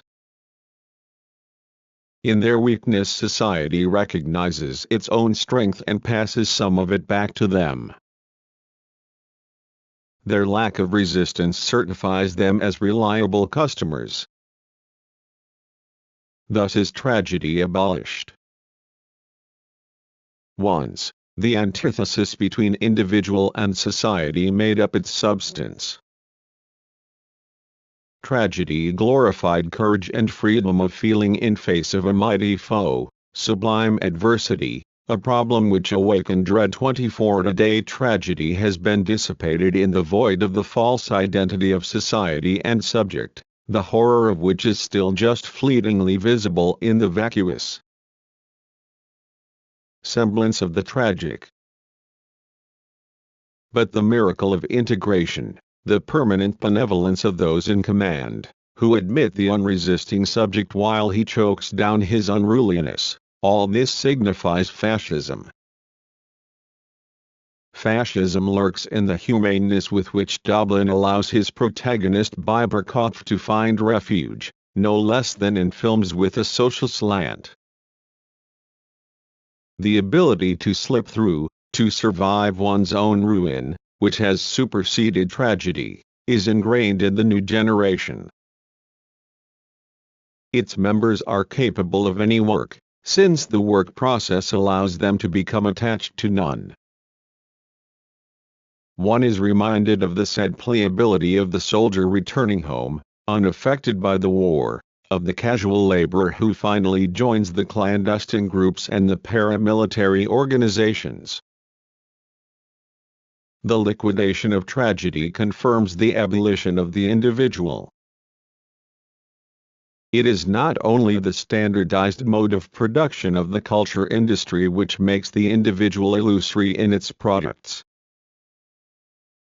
Individuals are tolerated only as far as their wholehearted identity with the universal is beyond question. From the standardized improvisation in jazz to the original film personality who must have a lock of hair straying over her eyes so that she can be recognized as such, pseudo-individuality reigns. The individual trait is reduced to the ability of the universal so completely to mold the accidental that it can be recognized as accidental. The sulky taciturnity or the elegant walk of the individual who happens to be on show is serially produced like the Yale locks which differ by fractions of a millimeter. The peculiarity of the self is a socially conditioned monopoly commodity misrepresented as natural. It is reduced to the mustache, the French accent, the deep voice of the prostitute, the Lubitsch touch like a fingerprint on the otherwise uniform identity cards to which the lives and faces of all individuals, from the film star to the convict, have been reduced by the power of the universal. Pseudo-individuality is a precondition for apprehending and detoxifying tragedy, only because individuals are none but mere intersections of universal tendencies is it possible to reabsorb them smoothly into the universal.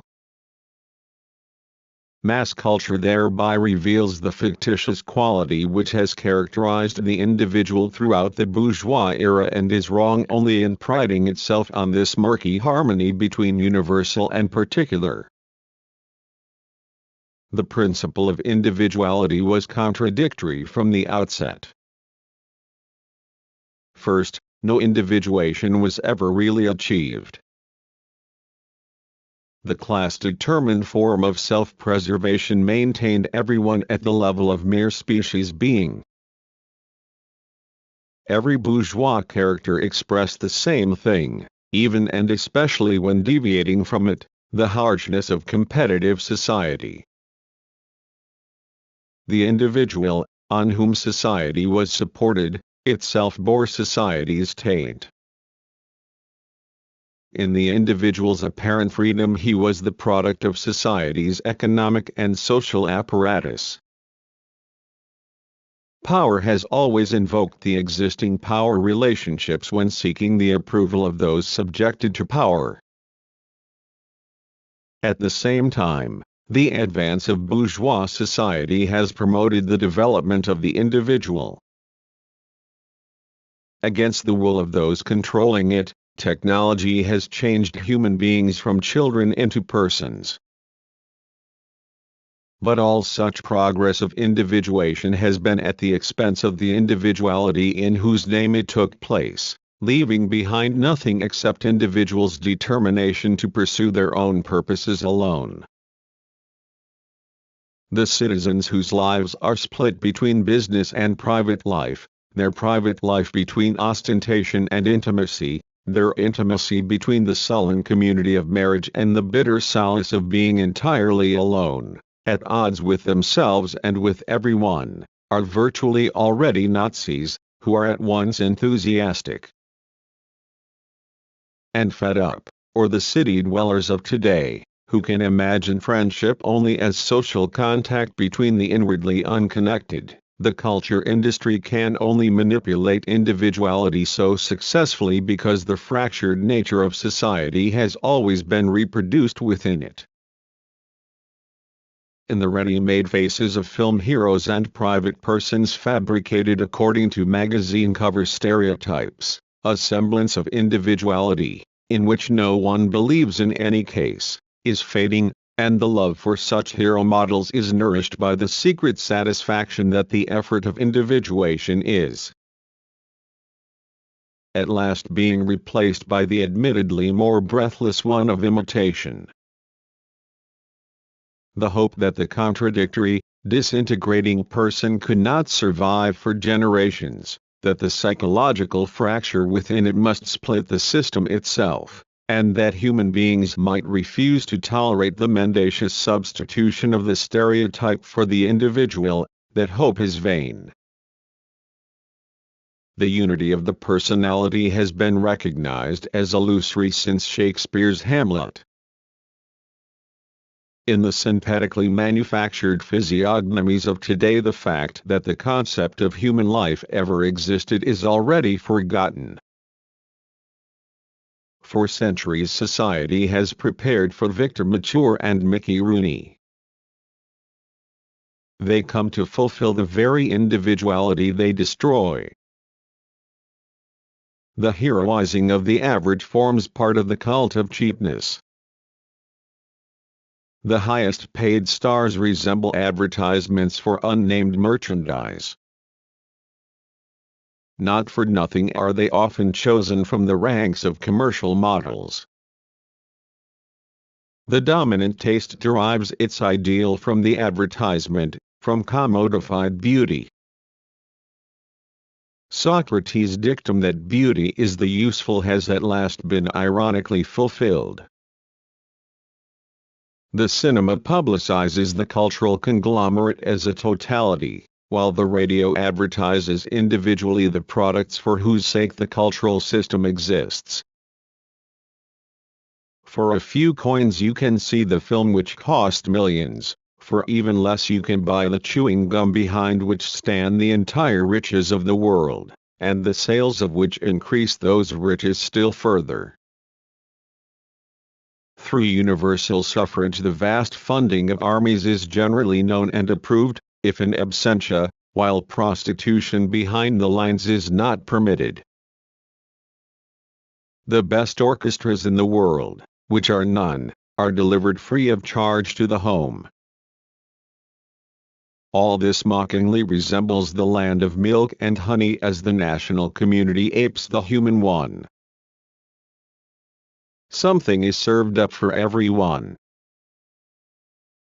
A provincial visitor's comment on the old Berlin Metropole Theater that it is remarkable what can be done for the money has long since been adopted by the culture industry and elevated to the substance of production itself. Not only is a production always accompanied by triumphant celebration that it has been possible at all, but to a large extent it is that triumph itself. To put on a show means to show everyone what one has and can do.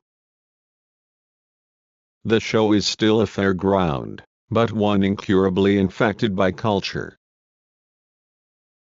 Just as people lured by the fairground crier overcame their disappointment inside the booths with a brave smile, since they expected it in any case, the moviegoer remains tolerantly loyal to the institution. But the cheapness of mass-produced luxury articles, and its complement, universal fraud, are changing the commodity character of art itself. That character is not new. It is the fact that art now dutifully admits to being a commodity, abjures its autonomy and proudly takes its place among consumer goods, that has the charm of novelty. Art was only ever able to exist as a separate sphere in its bourgeois form. Even its freedom, as negation of the social utility which is establishing itself through the market, is essentially conditioned by the commodity economy. Pure works of art, which negated the commodity character of society by simply following their own inherent laws, were at the same time always commodities. To the extent that, up to the 18th century, artists were protected from the market by patronage, they were subject to the patrons and their purposes instead. The purposelessness of the great modern work of art is sustained by the anonymity of the market. The latter's demands are so diversely mediated that the artist is exempted from any particular claim, although only to a certain degree, since his autonomy, being merely tolerated, has been attended throughout bourgeois history by a moment of untruth, which has culminated now in the social liquidation of art. The mortally sick Beethoven, who flung away a novel by Walter Scott with the cry, "The fellow writes for money," while himself proving an extremely experienced and tenacious businessman in commercializing the last quartets, works representing the most extreme repudiation of the market, offers the most grandiose example of the unity of the opposites of market and autonomy in bourgeois art. The artists who succumb to ideology are precisely those who conceal this contradiction instead of assimilating it into the consciousness of their own production, as Beethoven did. He improvised on rage over a lost penny, and derived the metaphysical injunction "it must be," which seeks aesthetically to annul the world's compulsion by taking that burden onto itself, from his housekeeper's demand for her monthly wages. The principle of idealist aesthetics, purposiveness without purpose, reverses the schema socially adopted by bourgeois art, purposelessness for purposes dictated by the market. In the demand for entertainment and relaxation, purpose has finally consumed the realm of the purposeless. But as the demand for the marketability of art becomes total, a shift in the inner economic composition of cultural commodities is becoming apparent. For the use which is made of the work of art in antagonistic society is largely that of confirming the very existence of the useless, which art's total subsumption under usefulness has abolished. In adapting itself entirely to need, the work of art defrauds human beings in advance of the liberation from the principle of utility which it is supposed to bring about. What might be called use value in the reception of cultural assets is being replaced by exchange value.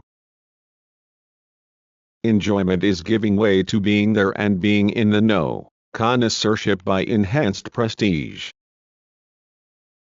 The consumer becomes the ideology of the amusement industry, whose institutions he or she cannot escape. One has to have seen Mrs. Miniver, just as one must subscribe to Life and Time. Everything is perceived only from the point of view that it can serve as something else, however vaguely that other thing might be envisaged. Everything has value only in so far as it can be exchanged, not in so far as it is something in itself. For consumers, the use value of art, its essence, is a fetish, and the fetish, the social valuation which they mistake for the merit of works of art, becomes its only use value, the only quality they enjoy. In this way the commodity character of art disintegrates just as it is fully realized. Art becomes a species of commodity, worked up and adapted to industrial production, saleable and exchangeable. But art as the species of commodity which exists in order to be sold yet not for sale becomes something hypocritically unsaleable as soon as the business transaction is no longer merely its intention but its sole principle. The Toscanini performance on the radio is, in a sense, unsaleable.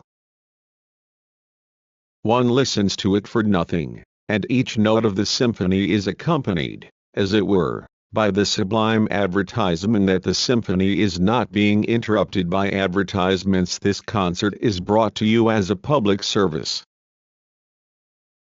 The deception takes place indirectly via the profit of all the united automobile and soap manufacturers, on whose payments the stations survive, and, of course, via the increased sales of the electrical industry as the producer of the receiver sets. Radio, the progressive latecomer to mass culture, is drawing conclusions which film's pseudo-market at present denies that industry. The technical structure of the commercial radio system makes it immune to liberal deviations of the kind the film industry can still permit itself in its own preserve. Film is a private enterprise which already represents the sovereign whole, in which respect it has some advantages over the other individual combines. Chesterfield is merely the nation's cigarette, but the radio is its mouthpiece. In the total assimilation of culture products into the commodity sphere, radio makes no attempt to purvey its products as commodities. In America it levies no duty from the public. It thereby takes on the deceptive form of a disinterested, impartial authority, which fits fascism like a glove. In fascism, radio becomes the universal mouthpiece of the Führer. In the loudspeakers on the street his voice merges with the howl of sirens proclaiming panic, from which modern propaganda is hard to distinguish in any case. The National Socialists knew that broadcasting gave their cause stature as the printing press did to the Reformation. The Führer's metaphysical charisma, invented by the sociology of religion, 25 turned out finally to be merely the omnipresence of his radio addresses, which demonically parodies that of the divine spirit. The gigantic fact that the speech penetrates everywhere replaces its content, as the benevolent act of the Toscanini broadcast supplants its content, the symphony. No listener can apprehend the symphony's true coherence, while the Führer's address is in any case a lie. To posit the human word as absolute, the false commandment, is the immanent tendency of radio. Recommendation becomes command.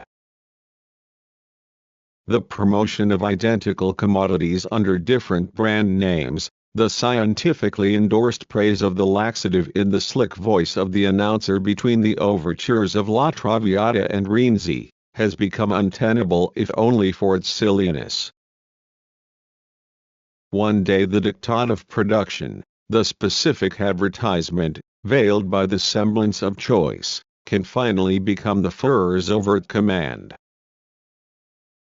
In a society of large-scale fascistic rackets which agree among themselves on how much of the national product is to be allocated to providing for the needs of the people, to invite the people to use a particular soap powder would, in the end, seem anachronistic. In a more modern, less ceremonious style, The Führer directly orders both the Holocaust and the supply of trash.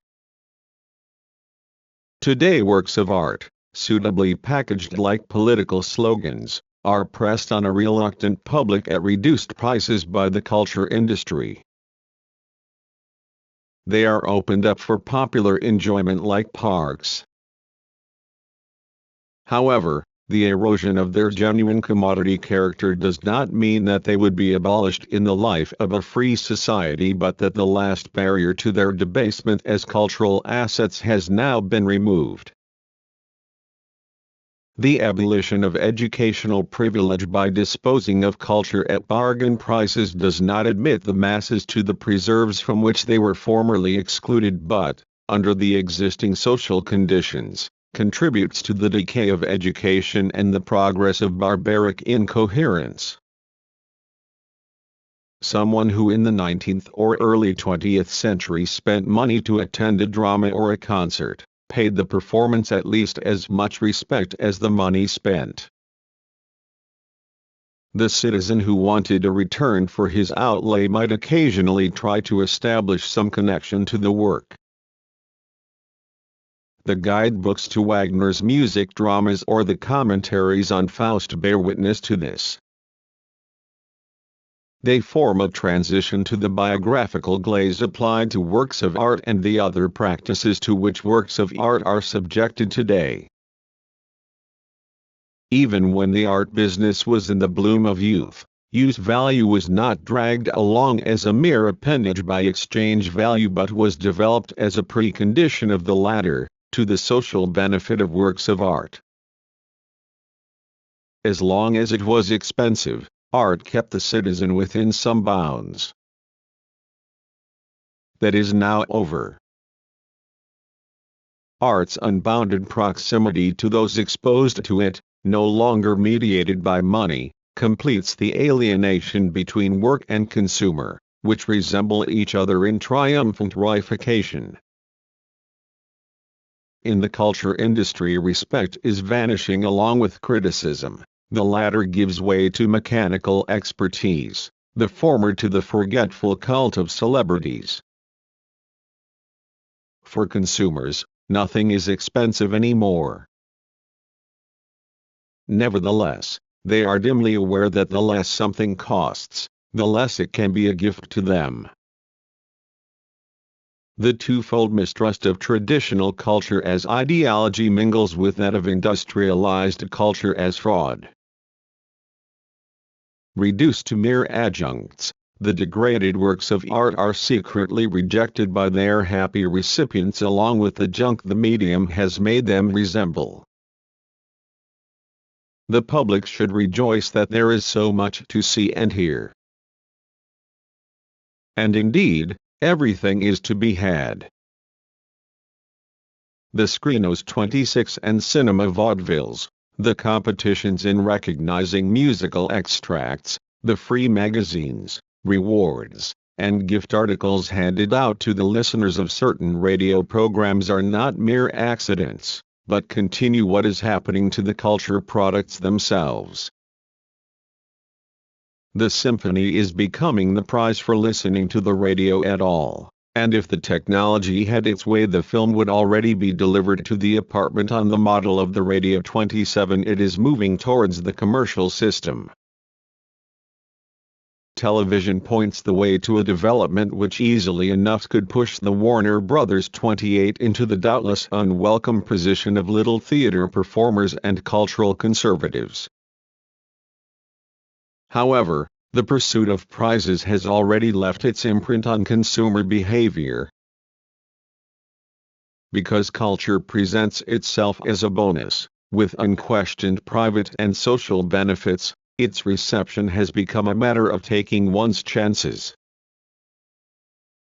The public crowds forward for fear of missing something.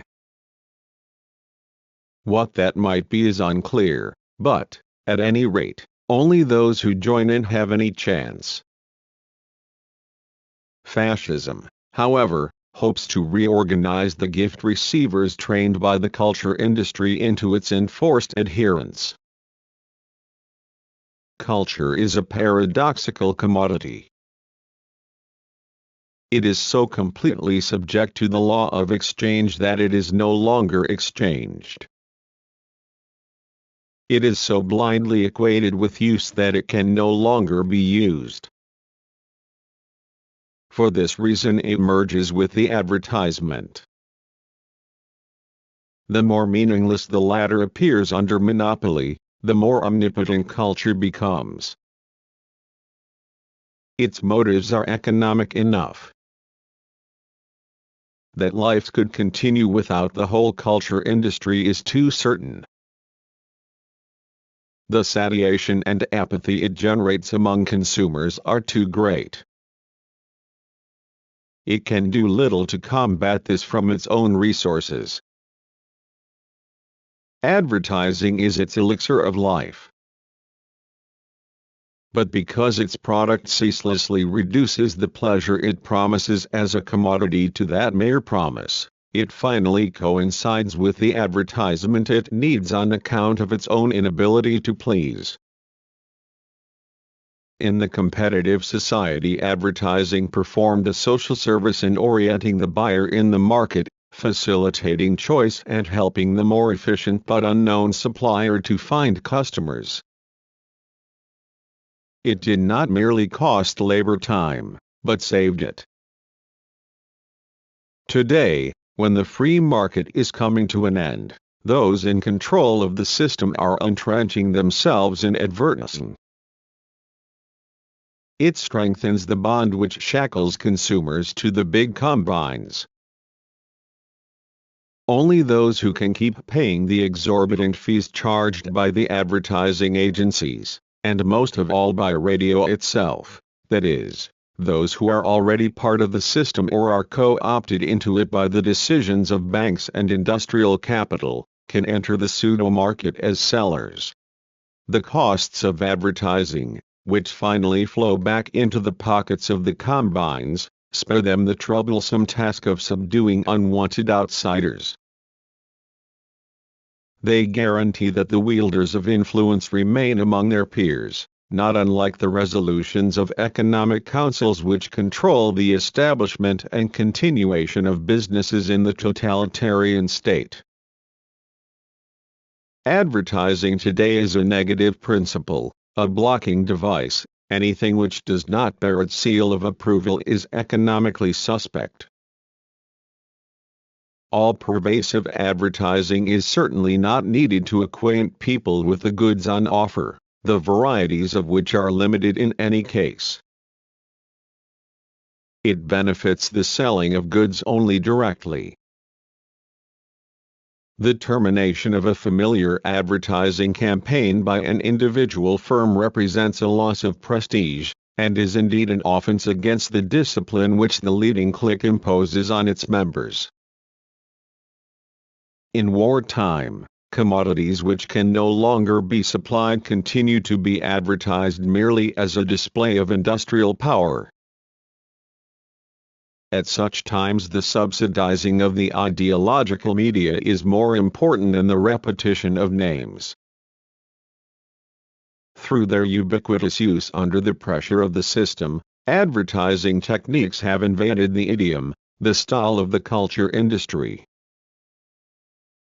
So complete is their triumph that in key positions it is no longer even explicit. The imposing buildings of the big companies, floodlit advertisements in stone, are free of advertising, merely displaying the illuminated company initials on their pinnacles, with no further need of self-congratulation. By contrast, the buildings surviving from the 19th century, the architecture of which still shamefully reveals their utility as consumer goods, their function as accommodation, are covered from basement to above roof level with hoardings and banners. The landscape becomes a mere background for signboards and symbols. Advertising becomes simply the art with which Goebbels presciently equated it, l'art pour l'art, advertising for advertising's sake, the pure representation of social power. In the influential American magazines Life and Fortune, the images and texts of advertisements are, at a cursory glance, hardly distinguishable from the editorial section. The enthusiastic and unpaid picture story about the living habits and personal grooming of celebrities, which wins them new fans, is editorial, while the advertising pages rely on photographs and data so factual and lifelike that they represent the ideal of information to which the editorial section only aspires. Every film is a preview of the next, which promises yet again to unite the same heroic couple under the same exotic sun. Anyone arriving late cannot tell whether he is watching the trailer or the real thing. The montage character of the culture industry, the synthetic, controlled manner in which its products are assembled, factory-like not only in the film studio but also, virtually, in the compilation of the cheap biographies, journalistic novels, and hit songs, predisposes it to advertising, the individual moment, in being detachable, replaceable, estranged even technically from any coherence of meaning, lends itself to purposes outside the work. The special effect, the trick, the isolated and repeatable individual performance have always conspired with the exhibition of commodities for advertising purposes, and today every close-up of a film actress is an advert for her name, every hit song a plug for its tune. Advertising and the culture industry are merging technically no less than economically. In both, the same thing appears in countless places, and the mechanical repetition of the same culture product is already that of the same propaganda slogan. In both, under the dictate of effectiveness, technique is becoming psychotechnique, a procedure for manipulating human beings. In both, the norms of the striking yet familiar, the easy but catchy, the worldly wise but straightforward hold good. Everything is directed at overpowering a customer conceived as distracted or resistant. Through the language they speak, the customers make their own contribution to culture as advertising. For the more completely language coincides with communication, the more words change from substantial carriers of meaning to signs devoid of qualities. The more purely and transparently they communicate what they designate, the more impenetrable they become. The demythologizing of language, as an element of the total process of enlightenment, reverts to magic. In magic word and content were at once different from each other and indissolubly linked. Concepts like melancholy, history, indeed, life, were apprehended in the word which both set them apart and preserved them.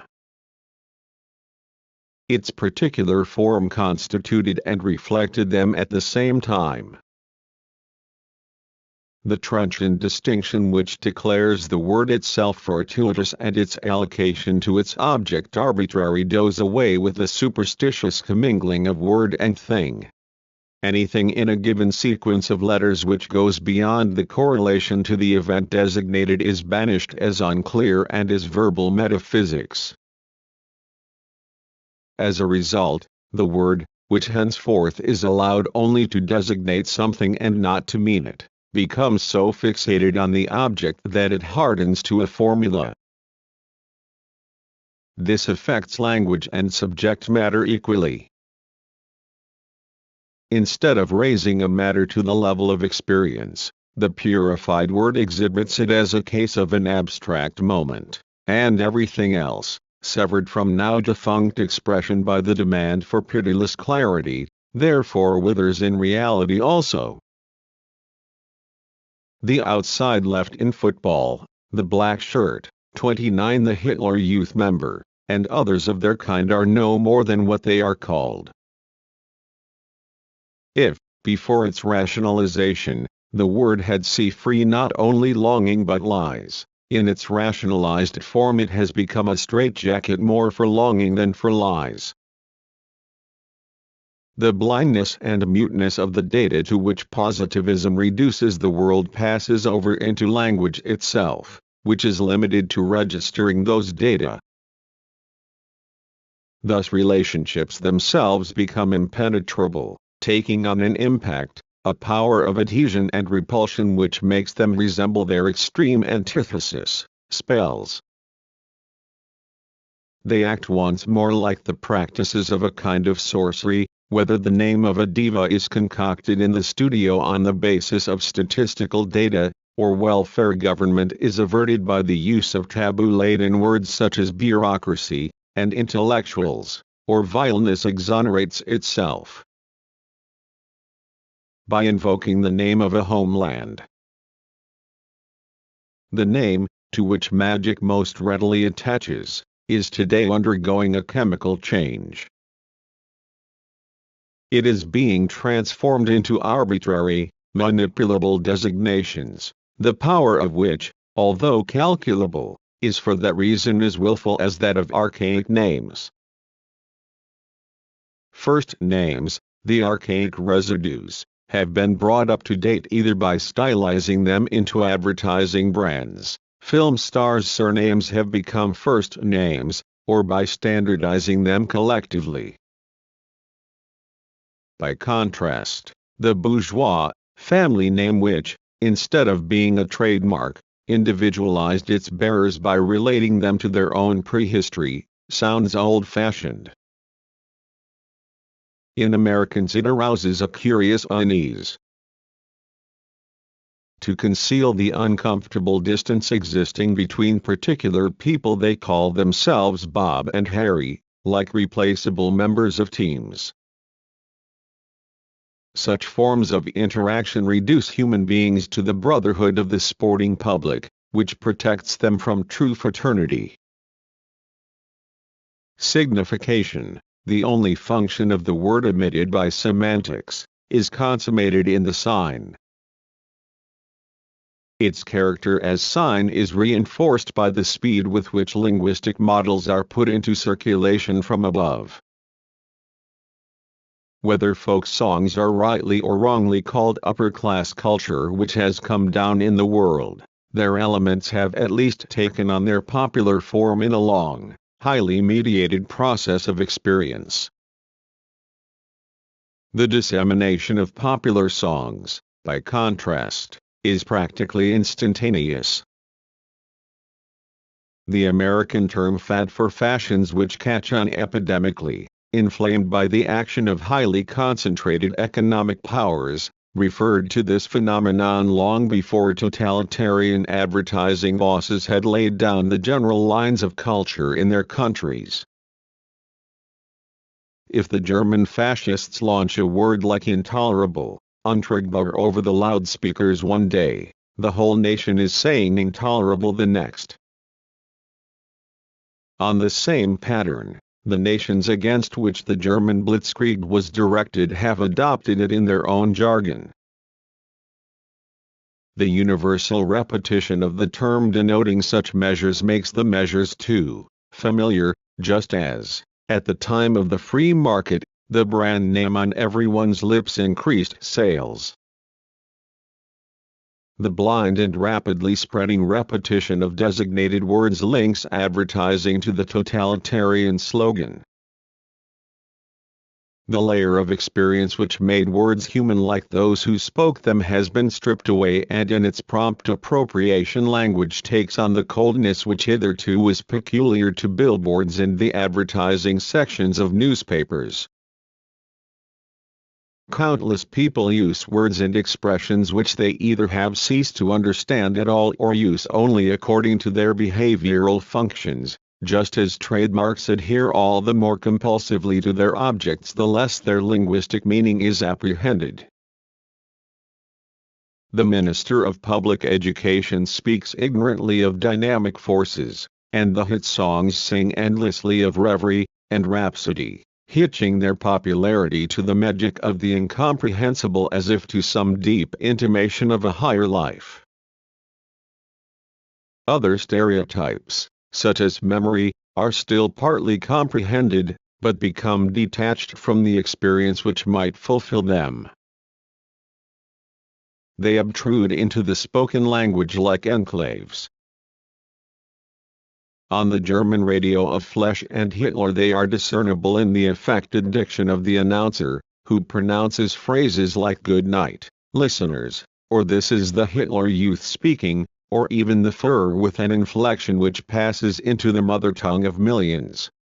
In such turns of phrase the last bond between sedimented experience and language, which still exerted a reconciling influence in dialect in the 19th century, is severed.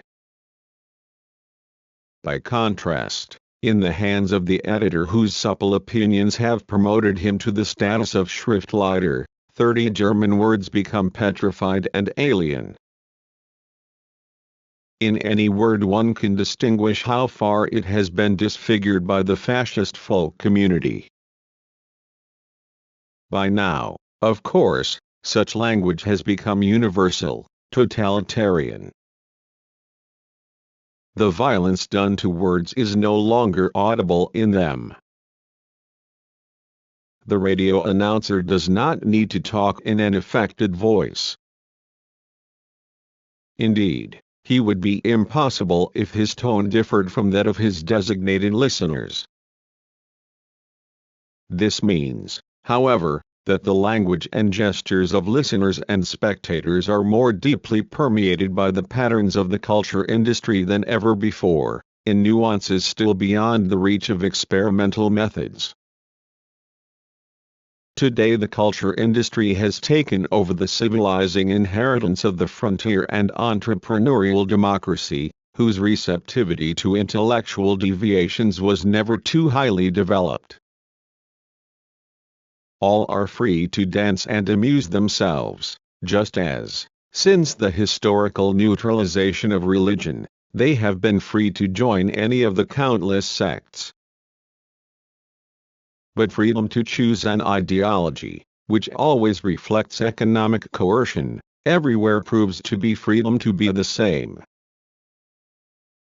The way in which the young girl accepts and performs the obligatory date, the tone of voice used on the telephone and in the most intimate situations, the choice of words in conversation, indeed, the whole inner life compartmentalized according to the categories of vulgarized depth psychology, bears witness to the attempts to turn oneself into an apparatus meeting the requirements of success, an apparatus which, even in its unconscious impulses, conforms to the model presented by the culture industry. The most intimate reactions of human beings have become so entirely reified, even to themselves, that the idea of anything peculiar to them survives only in extreme abstraction. Personality means hardly more than dazzling white teeth and freedom from body odor and emotions. That is the triumph of advertising in the culture industry, the compulsive imitation by consumers of cultural commodities which, at the same time, they recognize as false. Notes one soap operas alludes to the fact that such programs were originally broadcast at times when housewives were at home doing their washing. To Nietzsche, Unsichtbarkeitsbetrachtungen. Work, Leipzig 1917, Vol. I, pages 187. Adorno and Horkheimer's note. 3. Zanuck film producer, co-founder of 20th Century Pictures. 4. French film magnates. 5. Hugenberg founders of German publishing combines. 6. Ada Tocqueville, De la démocratie en Amérique, Paris 1864, Vol. 2, pages 151. Adorno and Horkheimer's note. 7. Hayes Office Voluntary Censorship Agency, set up in 1934 in Hollywood. 8. Casino de Paris Music Hall in Paris, famous for its luxurious furnishings. 9. Lombardo Orchestra leader, especially known for his annual musical broadcasts on New Year's Eve. 10. Novelty songs, hit songs with comic elements. 11. Overwhelming. The idea expressed here dates from a time when television was not in widespread use. 12. Res Gaudium Seneca, Letter 23. Letters to Lucilius. 13. Funnies, amusement pages in newspapers with jokes and comic strips. 14. Ludwig, primarily a writer of popular biographies. 15. Mrs. Miniver, leading role in a Radio Family serial. Also filmed. 16. Lone Ranger, title figure in a radio western serial, the type of the lone cowboy fighting for the good. Also filmed. 17. Frank Wedekind, G. Samuel at Work, Munich 1921, Vol. 9, pages 426. Adorno and Horkheimer's note. 18. Adler, neo-Thomist, popular philosopher who defended film with arguments from scholastic philosophy, etc. C.F. Horkheimer, Neue Kunst und Massenkultur, in Gesammelschriften, Volume 4. 19. Proof, a play on the various philosophical, theological, ontological, cosmological, etc. proofs of the existence of God. 20. Hans Sonnenstosser's Heiligenfahrt. Einheitserstromspiel. Radio play by Paul Appel, revised version by Gustav Gründgens. 21. Life with Father, popular American radio family serial after a stage play by Clarence Day. 22. Dagwood, character in the comic strip Blondie. 23. Winter Aid, Winterhilfswerk, National Socialist organization to support the unemployed and other needy persons under the direction of the Ministry of Propaganda. 24. Nietzsche, Götzendämmerung, Work, Opposite, Vol. 8, pages 136. Adorno and Horkheimer's note. 25. Invented by the sociology of religion, allusion to Max Weber's concept of charismatic authority, cf. Economy and Society, Vol. I, ed. Genther Roth and Klaus Wittich, Berkeley 1978, pages 241 ff. 26. Screenos, bingo games played by the audience between pictures. 27. Radio television was still in its infancy when the authors were writing, etc. 28. The Warner Brothers, owners of large film studios. 29. Black shirt, a term for fascists, after the black shirts of their uniforms, especially in Italy but also in other countries. 30. Schriftleiter, the term Schriftleiter, like director of writing, was preferred by the National Socialists to the foreign word redactor.